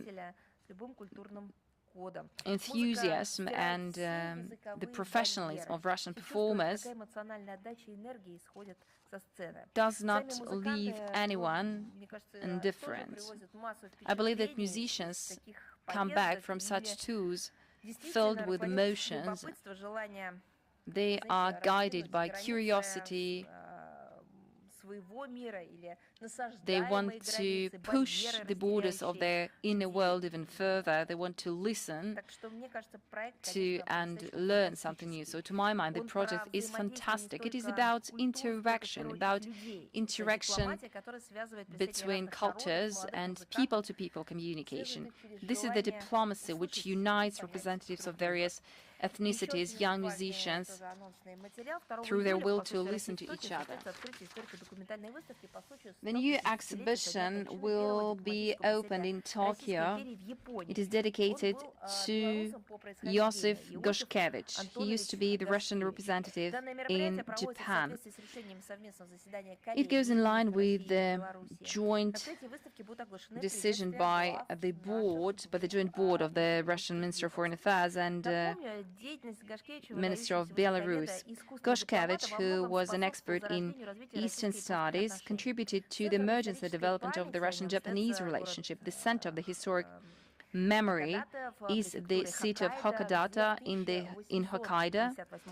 There, in 1858, the first Russian consulate was inaugurated. In 1989, the first monument to Gashkevich was erected. This is a bronze bust by the Soviet sculptor Oleg Komov. Today, despite the unfriendly posture of the official Tokyo, locals and civil society organizations still cherish the positive legacy of our shared history, that of Russia, Belarus, and Japan. You see the difference between the official authorities and attitude and the attitude by locals. We hope that the exhibition, where representatives of political, economic, and scientific circles are invited to come, will contribute a lot to the unbiased understanding of the events of the past. It will also lay the grounds for strengthening dialogue with those who are committed to a constructive dialogue with our country. I am convinced that, of course, it will be interesting for the big public and the researchers. The International Affairs, are you with us? I'm ready to take your questions. You published the article of Sergei Lavrov talking about the European security architecture. You have the floor. Thank you very much. Here is my question. On one hand, it seems to be simple. On the other hand, of course, it is more sophisticated. So I'd like to hear your comment on the recent decision by the chamber of the Romanian parliament about the reunification of Romania and Moldova. It is no secret that Bucharest wants to merge, to acquire Moldova. Now we see it in practice. Romanian political circus for long years have been interfering into the domestic internal affairs of a sovereign neighboring state. For some reason, the appropriate circles of Romania find themselves in right to decide on the future of neighboring states. Both states are involved. It is noteworthy that even Romanian establishment is heterogeneous on this matter. A testimony to this is the results of the votes on the draft about unification. But what kind of unification are you talking about? Perhaps it is better to ask own citizens about whether they want it. That's when we are talking about, let's say, acquisition, merger and acquisition in states. That's a different story. Legal committee already gave its negative assessment, and recently the chamber endorsed this draft without discussing the draft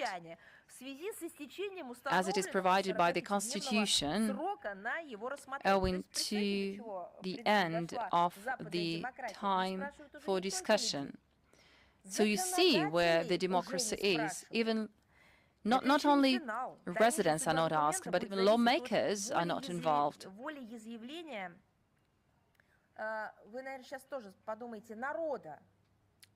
Well, the future of this draft depends on the comment of representatives of the higher legislative body of Romania. But once again, the sentiment of Moldovans is ignored. It's would be a good idea to ask them whether they want to join. Even elderly generations still remember the occupation of Bessarabia without mentioning the fact that this move is unlikely to push from a stalemate the situation in Transnistria. I don't want to be a lawyer here, but metaphorically, that is how the annexation looks like.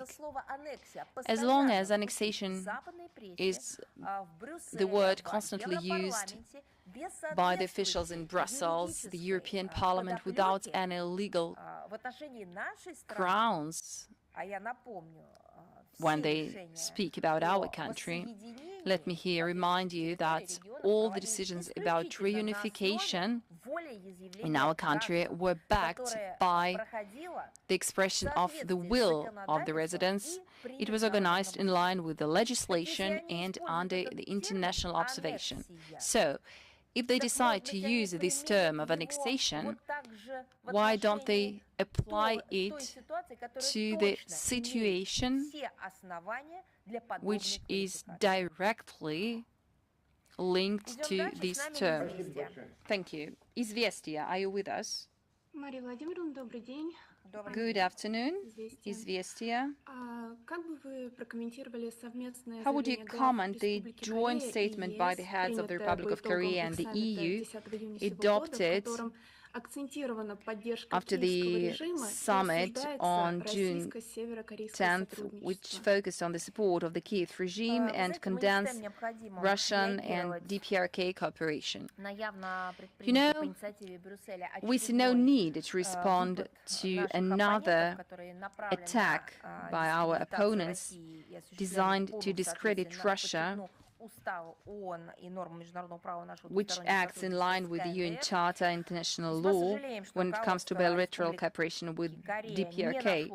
We regret that the leadership of the Republic of Korea was not courageous enough to isolate itself from the attacks on Moscow and Pyongyang, despite the fact that they are at odds with the policy of the Republic of Korea, and this could only intensify the escalation in the Korean peninsula. Interfax, are you with us? Thank you. Here we are. Good afternoon. Here is our question. What is Moscow's assessment on the implementation of the Iran-US MOU signed last week? Does Moscow see risks of another escalation due to Iran's principled stance on the Strait of Hormuz and Israeli activities on the south of Lebanon? Recently, we commented on that. I will give you a quote from yesterday's speech by Minister Lavrov at the Primakov readings. He said the following: "We hope that the renewed free shipping across the Strait of Hormuz will contribute to the energy and food security of the global South countries and stabilization of the military and political situation in the Gulf area will be a pretext to launch large dialogue on the new security and cooperation architecture." Thank you very much. Is Sputnik with us? Here we are. Good afternoon. If you allow, I will ask two questions. First, the former U.S. National Intelligence had Tulsi Gabbard disclosed information about 40 biological laboratories funded by the U.S., and these data corresponds to what back in 2022 was indicated by Russia, including the killed General Igor Karylov. He was killed by Ukrainian terrorists. But at that time, politicians in the West ignored this. How do you think will it contribute to a shift in the international investigation? You know, we talked in detail about this last time at our briefing.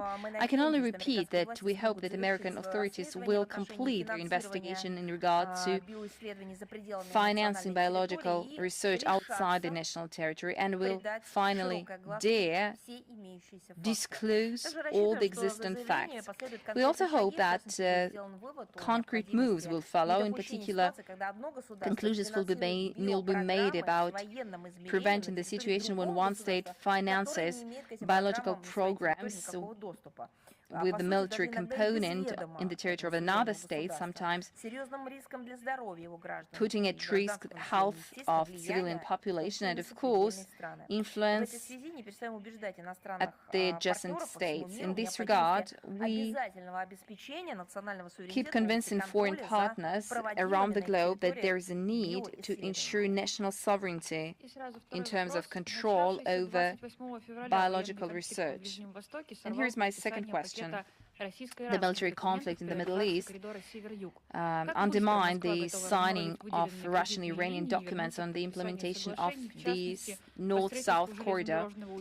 How quickly is Moscow ready to defreeze the allocated loans and come back to signing of the agreements, in particular on the construction of the railroad Resht-Astar? You know, the credit line for the financing the project has not been frozen. We expect the signing of the executive contract and a solution for technical issues to launch as soon as possible practical works on the platform. Of course, we see that Iranian partners are more interested in the development of the international transport corridor north-south, which amid the unstable situation in the area of the Strait of Hormuz gains even more relevance in order to ensure bilateral trade and sustained shipments to Iran.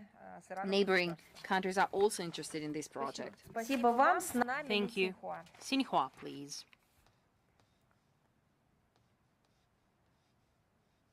Здравствуйте, Мария Владимировна. Hello, Ms. Zakharova.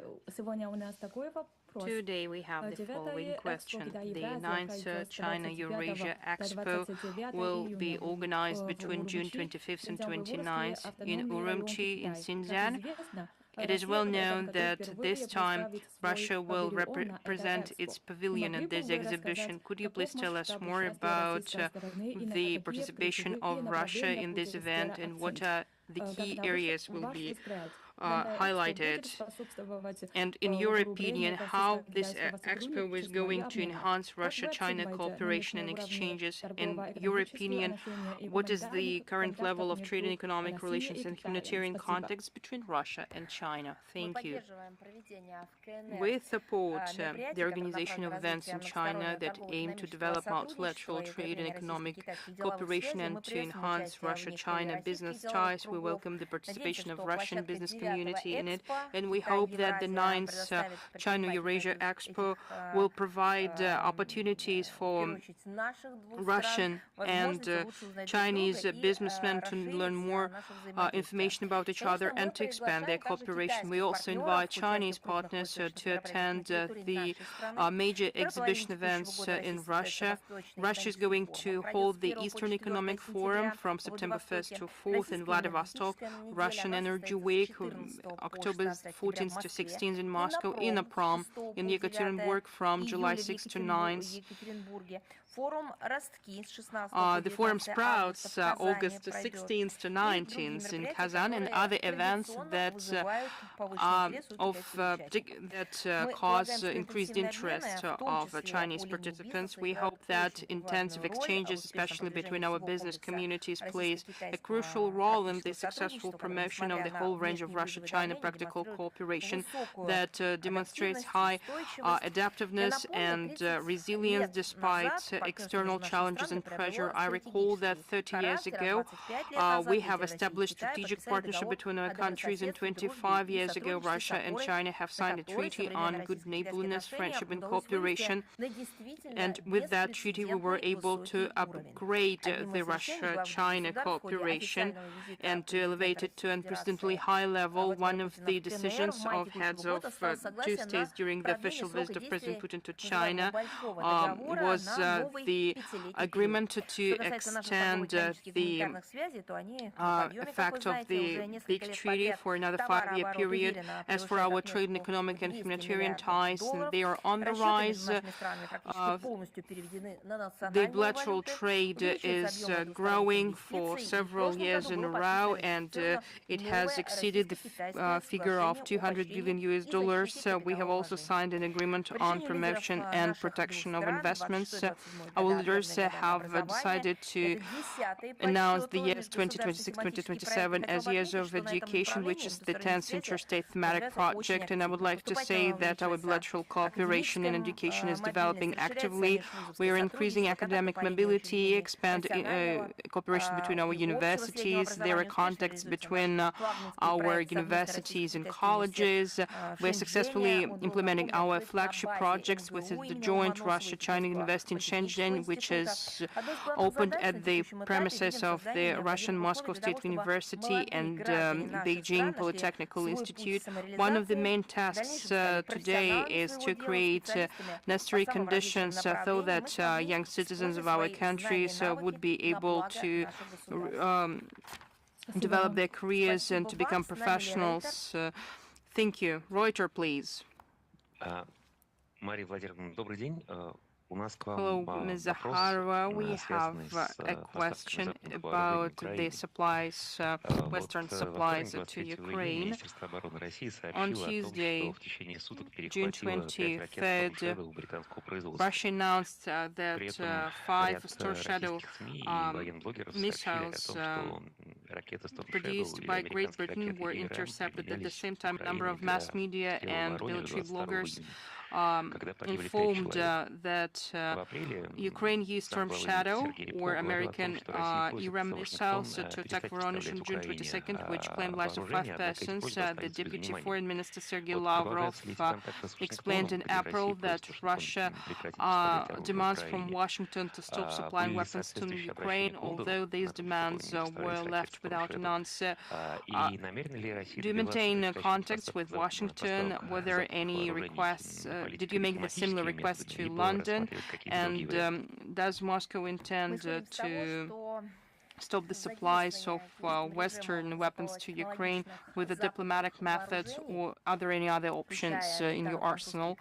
We believe that the use of high-tech Western weapons, including British and French cruise missiles of long-range Storm Shadow and Scalp, is impossible without the direct participation of foreign specialists that ensure their operation and targeting, as well as without providing the necessary intelligence data to the armed forces of Ukraine. We publicly warned the key Western sponsors of Zelensky regime, including Great Britain and France, about their direct involvement in the escalation and the protraction of military actions in Ukraine,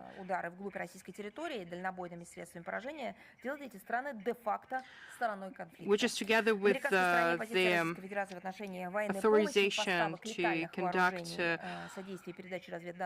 strikes deep into Russia, make these countries parties to the conflict. Americans are well aware of our position about the military aid and supplies of lethal weapons, as well as assistance in providing intelligence data to the armed forces of Ukraine.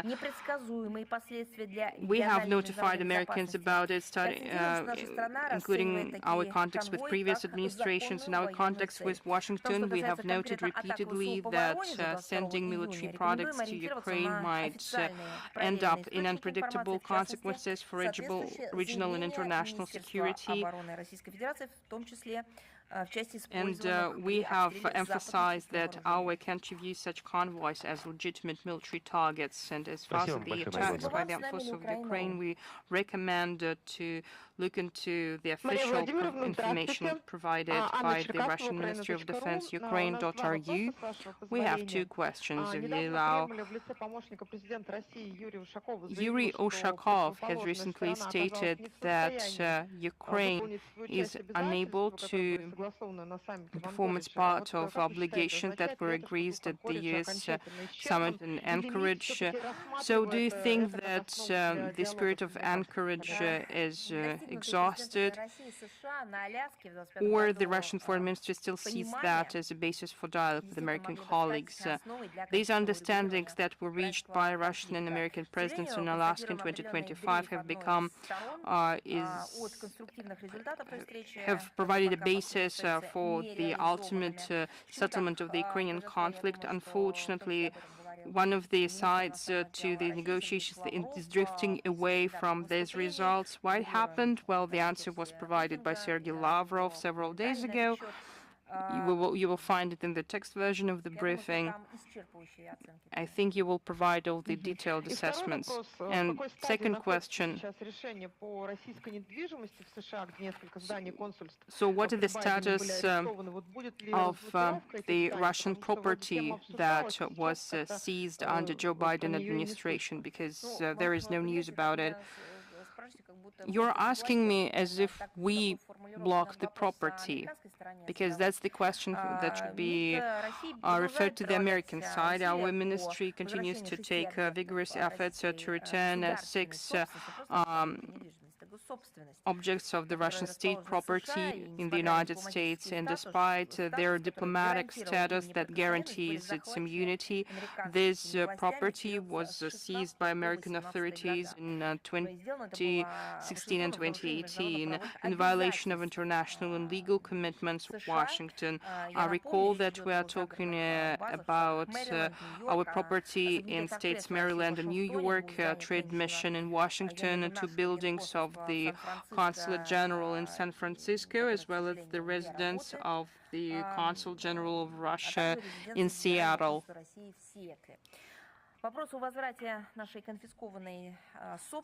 We repeatedly raised this question in our contacts with the American side at various levels as part of our confiscation, legal takeover.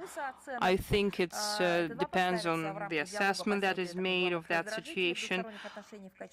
We have a dialogue on a number of irritating factors in our bilateral relations, and we present it as a condition, and only one condition, that will help to restore trust and normalize interstate cooperation. Americans have received proposals to address the situation and to normalize relationship between our countries. However, the State Department doesn't show the proper interest to that topic, but will continue to our work to return this property. China Media Network, our Communist Party is celebrating an anniversary. What role the Communist Party is playing in this historical process? What is the main factor that has ensured its resilience and ability to lead the country forward? Yes, we would like to congratulate our Chinese friends on this important date, which is 105th anniversary of the establishment of the Communist Party of China, that continues its historical mission and ensures the comprehensive and progressive development of China. Under its leadership, China has made impressive achievements in economy, social science, and technology, and it has strengthened its international positions, and the party has more than 100 million members. Our country has provided all the assistance to the Chinese people and to the Communist Party of China in the difficult times of revolution and liberation fight, and when new China was established, and contacts between our parties provide a strong contribution to the Russia-China Comprehensive Partnership and Strategic Cooperation in a new era. The leading political forces of Russia continue to work together with the Communist Party of China. We have pursuing a coordinated work between our parties, which makes a significant contribution to the comprehensive development of the whole range of bilateral cooperation. Thank you. Balt News, please. Да, здравствуйте, Мария Владимировна. Hello, Ms. Zakharova. Vilnius started talking about the failed sanctions policy. That assessment was made by the potential Prime Minister. Is it pre-election rhetoric? I recall that Lithuania has blocked the transit through Klaipėda. At the same time, the Lithuanian economy has suffered from this decision, and the Russian and Belarusian logistics have found another alternative.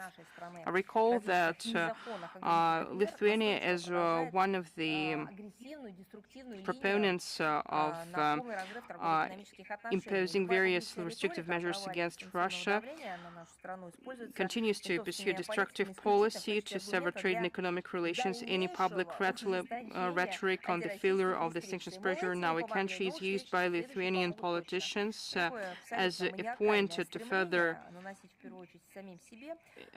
intensify anti-Russian restrictions. And as for the second part of your question, I would like to say that Russia has its own logistics infrastructure on the coast of the Baltic Sea. Thank you. Rudolph, please.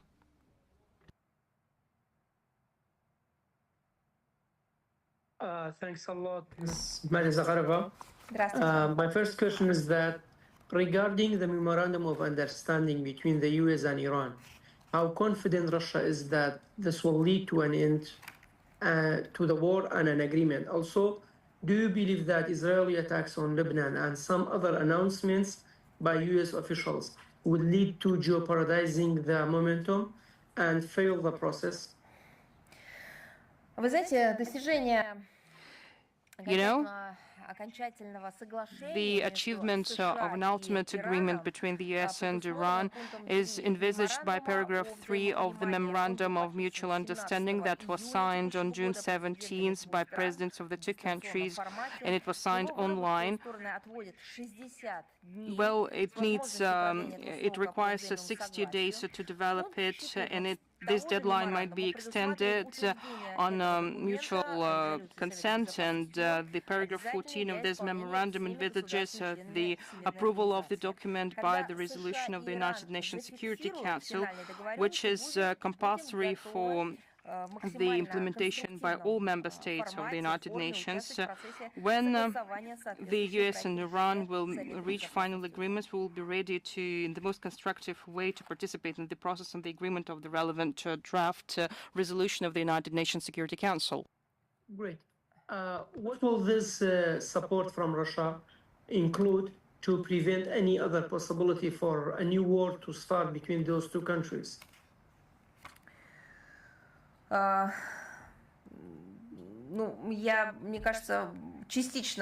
think that I have already provided an answer to that question partially, answering your first question.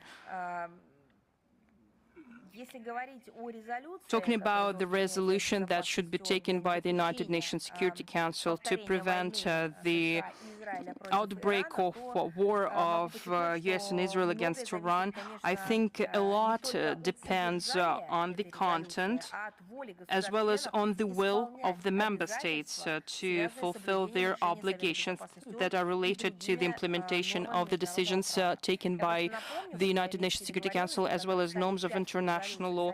Minsk agreements have become part of the resolution of the United Nations Security Council, but yet these Minsk agreements were not realized. Moscow believes that we needed to build a rapid architecture of security in the Persian Gulf, and we have explained to partners and friends in the region an updated Russian concept that provides a framework for a trusted dialogue based on the consideration of interests of each country. Great. My last question is that how's your cooperation in 2026 compared to 2027 with Syria, especially in economic way? Has it been increasing or decreasing, or could you give us something about it? Вы знаете, мы комментировали неоднократно и очень You know, подробно we тему repeatedly российско-сирийских commented отношений. on the На Russia-Syria текущем этапе, вот, в relationship частности, at the на current брифинге stage, 10 июня namely текущего during the года. Могу briefing повторить, что of работа, направленная the на 10th of расширение June. Let me многопрофильного repeat сотрудничества между that нашими странами, она продолжается. we keep И extending эти the усилия, как multifaceted государственных cooperation ведомств, between так и our states. предпринимательские круги российские, Both активно entrepreneurship используются and для state продвижения agency двустороннего are взаимодействия involved. формата постоянной российско-сирийской The Permanent комиссии Russian-Syrian по Commission экономическому on the и Economic, политическому Trade, сотрудничеству. Scientific and Technical Так что будем Cooperation это is направление working, so развивать we are дальше. committed to advancing it even more. Thanks a lot. Thank you. Спасибо вам, Have с a нами nice day. ли?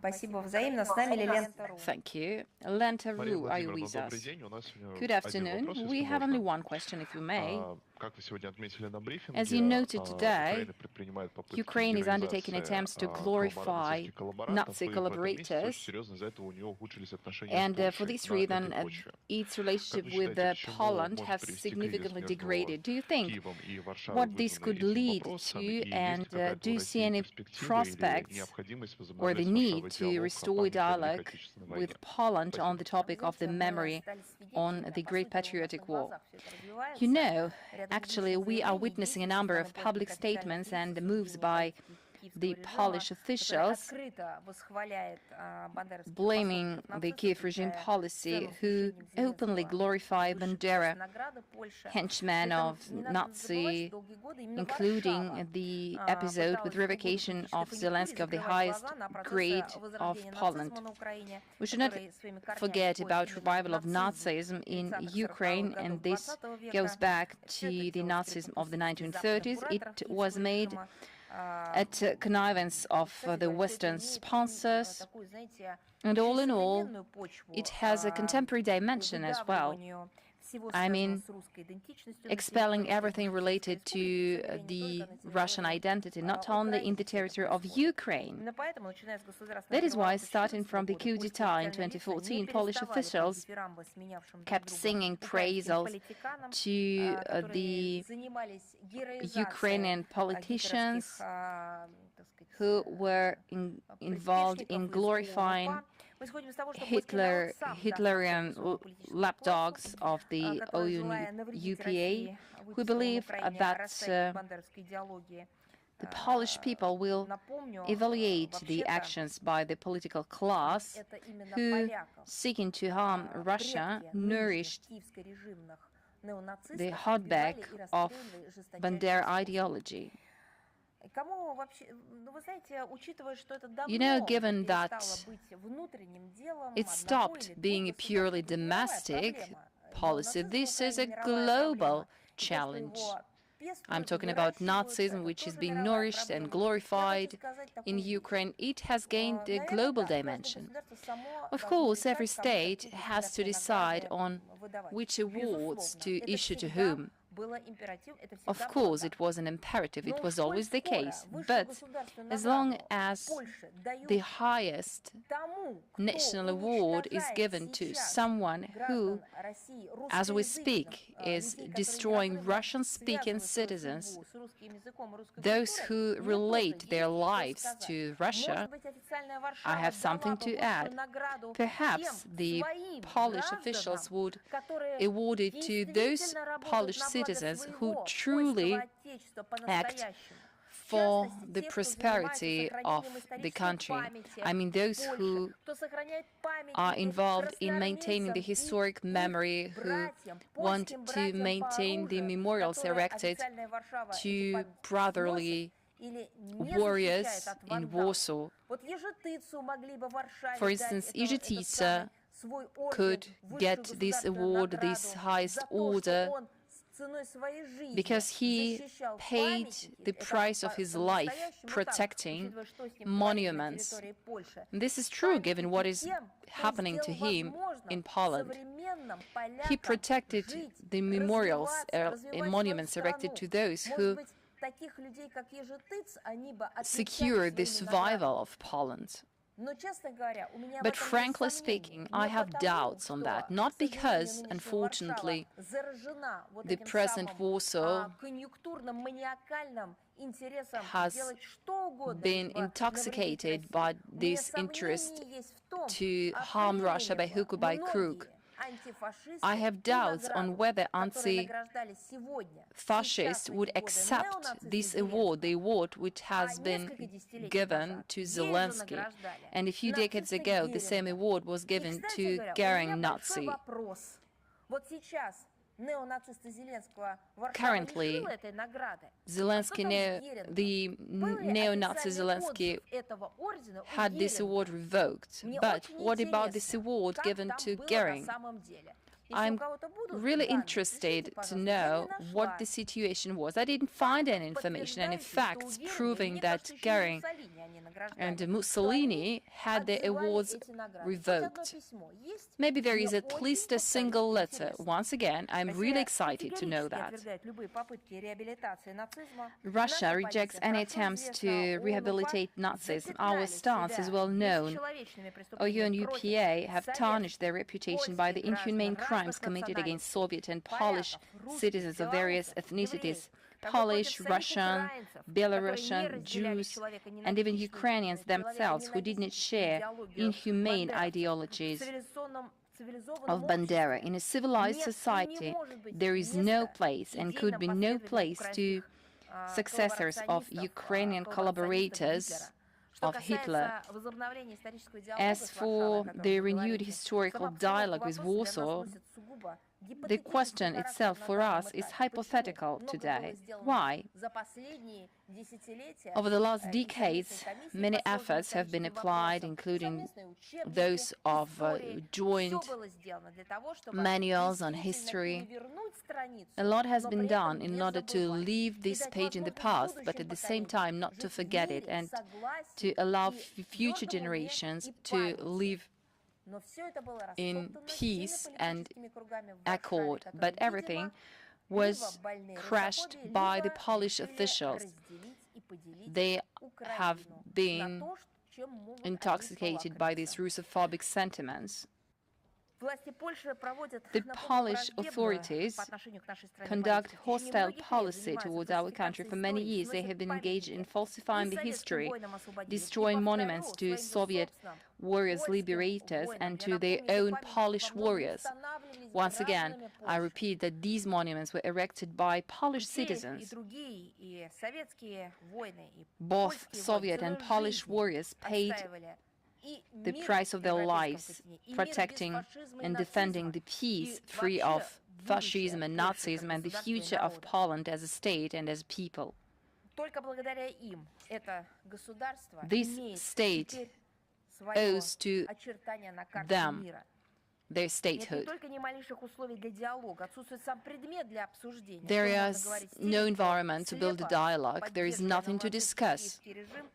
Because there is nothing to discuss with those who support blindly the neo-Nazi Kiev regime. Thank you. Newsroom, are you with us? Good afternoon. We have two questions today. First, Starmer became the 5th British Prime Minister in a row who didn't stay in his position till the end of his mandate, and the UK will have its 7th head of the government within a decade.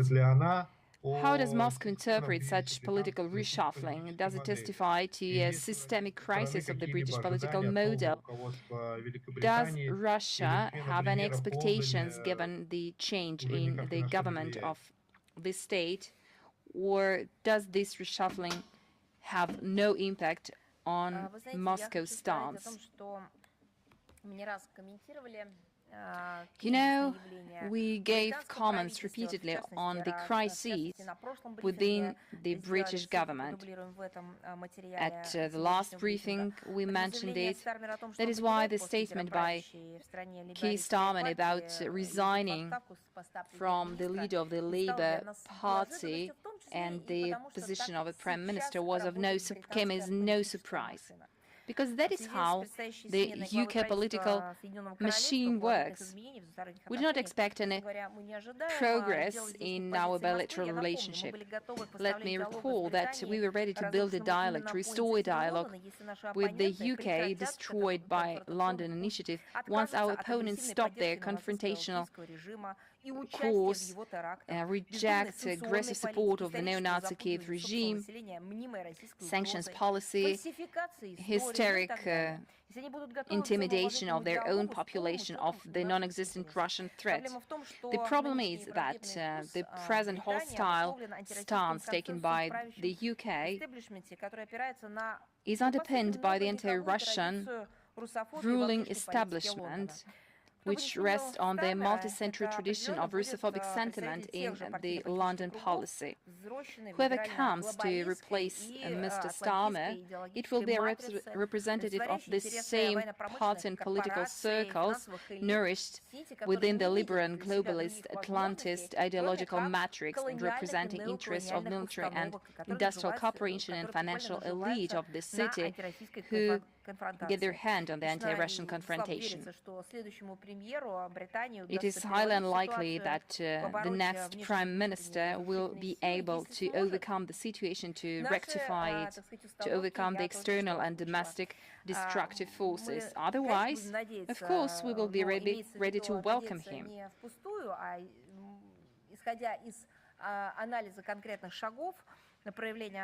Analyzing the specific moves undertaken by the UK, we will be happy to see a new occupant of Downing Street to manifest wisdom, courage and internal power. Then we will be able to start from scratch. If he rejects the aggressive narrative, the attempts to find an enemy where there is none and to throw in money for the confrontation, it would serve the interests of London itself. It would also allow for the government to gain trust from their own population. If a Prime Minister dares and has the courage to make such moves. But it would also contribute to maintaining the fragile peace in Europe. This restoration would help all of us to move away from the precipice that we are approaching, and this becomes vital. Our next question. Zelensky said that Kiev will define who will represent European states at the potential talks with Russia. While the master of the European flies, if I can say so. So at the June summit, the EU did not endorse one candidacy for the role of a broker or negotiator. What is Moscow's stance on this concept of a European negotiator assigned by the Kiev choice? If I may, I will tell you that Russian President Vladimir Putin gave a detailed overview of the Russian approach toward the possible restoration of contacts with Europe. We are willing to negotiate with anyone who enjoys trust of European countries and who did not resort to Russophobic narratives and who is capable of a constructive dialogue. But European citizens are still unaware of the Russian stance. They do not know what Lavrov said about the European security. This article focuses on the European security and the Russia-Europe relationship. We have always preferred for all the objectives of the special military operation and regional stability to be settled through diplomatic means, but we cannot see any reciprocity. The EU keeps speculating about the possible negotiator. They want to squeeze in to the negotiation process. But for us, what matters more is the essence of the European stance and not personality or electoral procedures. But what we see is their attempts to muscle in, to squeeze in into the negotiation process.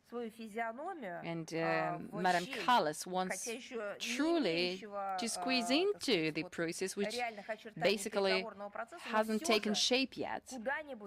But still, she wants to be in. They seek to quantitatively and qualitatively to strengthen the position of Kiev and to dictate their conditions to us from the position of force. So the question arises whether these states are still sovereign, or maybe they sold their sovereignty to Zelensky.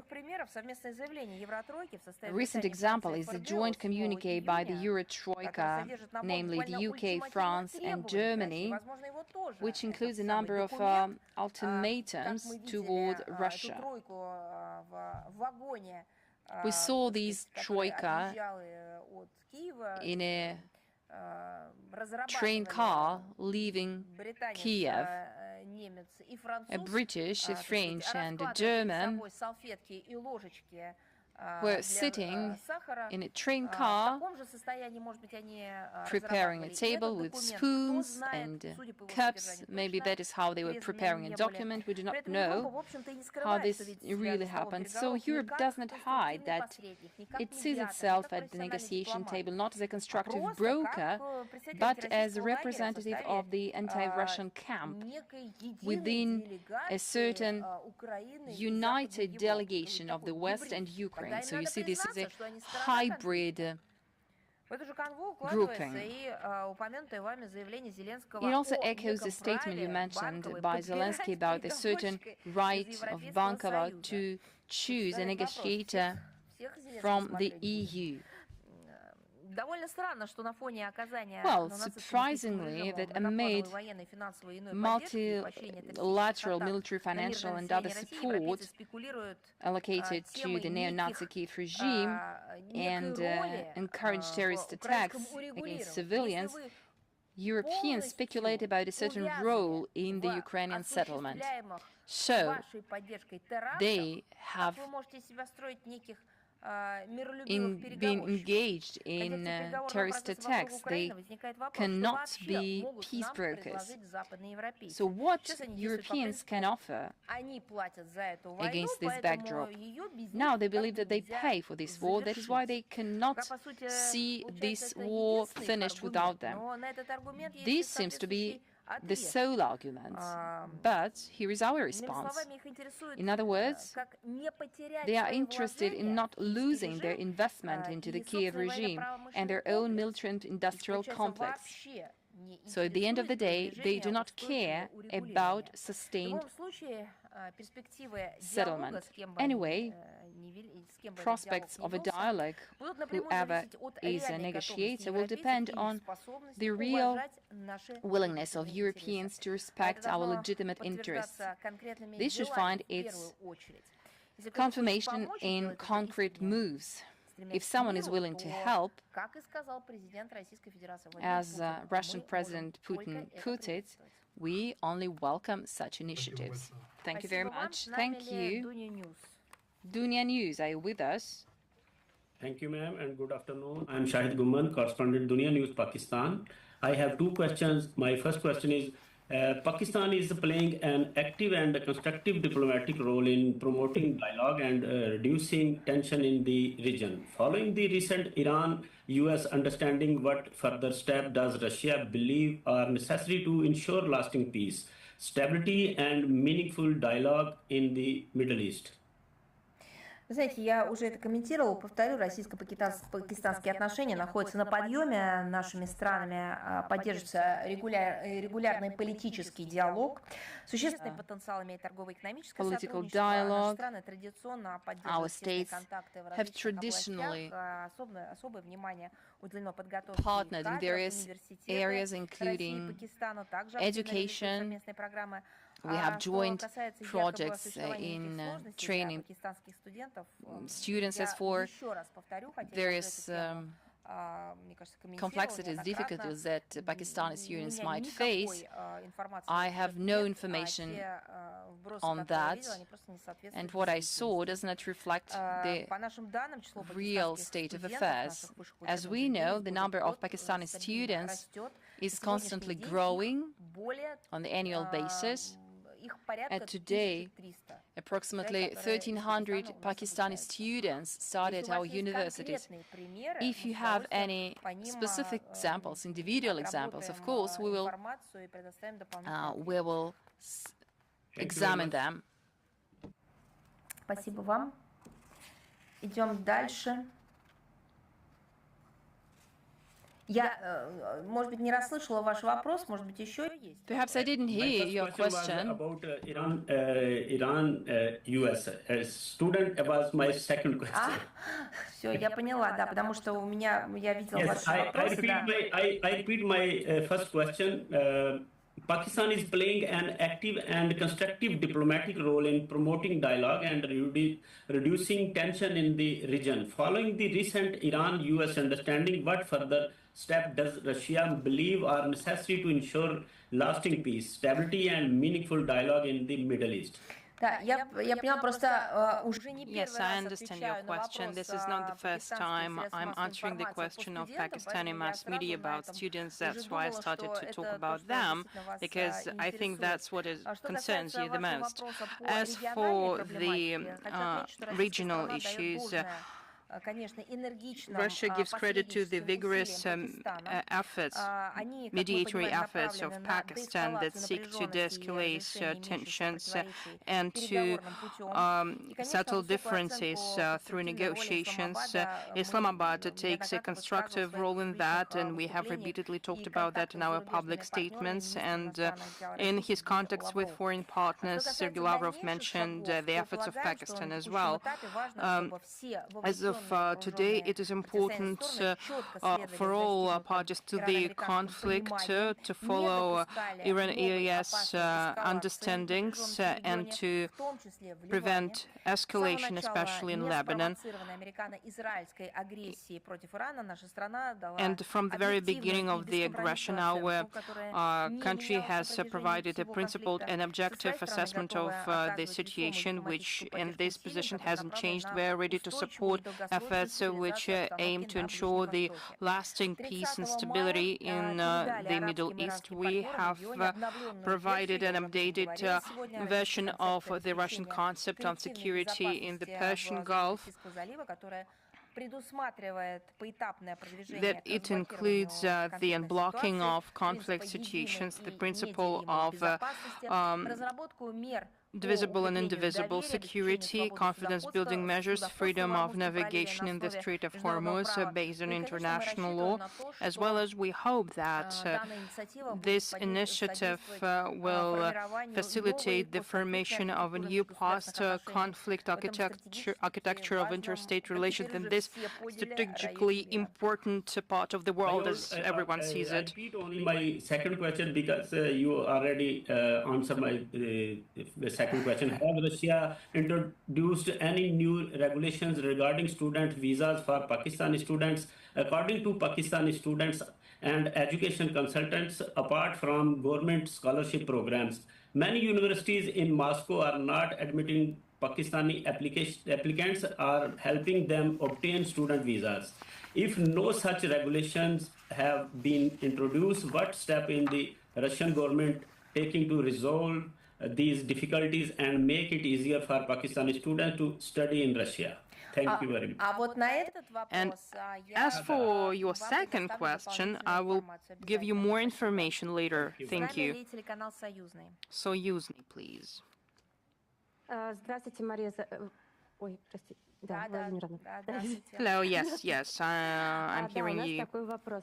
So our question is what Moscow thinks about Zelensky's ultimatum, who demand Minsk to dismantle retranslators for Russian UAVs, which are allegedly in Belarus, and he threatened to attack Belarus, and now he believes that they were disconnected, given that Germany started to deploy soldiers on the border with Belarus. Can we believe that the West is following its coordinating plan to drag Belarus into the conflict?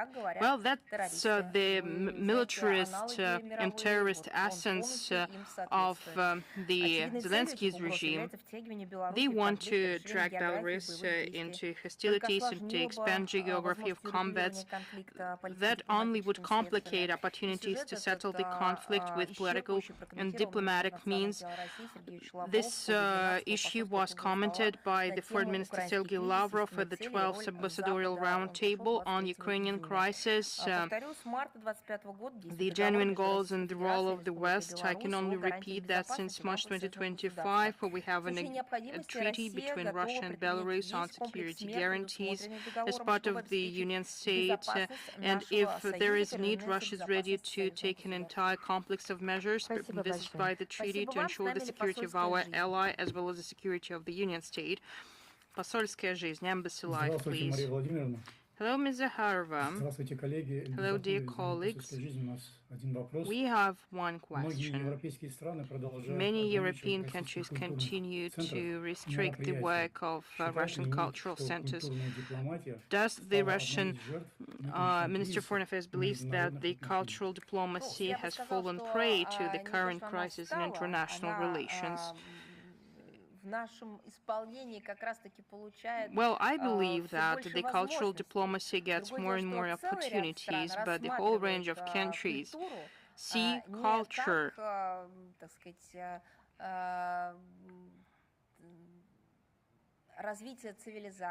as a civilizational development, as a historical legacy, but as an instrument in implementation of their aggressive ambitions. And so this is a devastating policy that they are pursuing. Thank you. After E, please. Hello, Ms. Zakharova, Ruslan Pankratov. After E, we have two questions. Brussels and Washington have been promoting the point that Russia doesn't make a signal what it wants from Europe. Could you provide three principled conditions, and if they are realized, it will show that Russia will be ready to gradually normalize relations with EU and NATO for the next 5 or 10 years? Well, that is quite ridiculous. Not your question is ridiculous, but such claims that they are making towards Russia, because on the one hand, they say that they don't understand Russian signals, Russia doesn't send any clear message of what it wants from the EU, but then they block the publication of Sergei Lavrov's article, which would explain the Russian vision of European security, settlement of the crisis in Ukraine, and all other relevant issues of the international agenda. It is similar to the question asked by your colleague about Zelensky's statement with the demand to remove retranslators in Belarus. These are just two similar things. Brussels makes ultimatums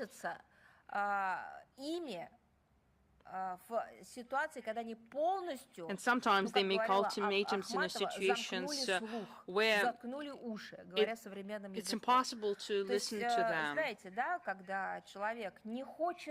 When a person doesn't want to listen what they're saying, they just close their ears and they start bubbling words loudly so that they wouldn't hear what other person is saying. They use aggressive narratives, they just close their ears The POG there is they don't want the mass media to distribute the Moscow's position, and after that they're accusing Russia of not sending clear messages. Well, probably at the next briefing we will formulate again our approach to the issue, and we hope that they will hear you next time.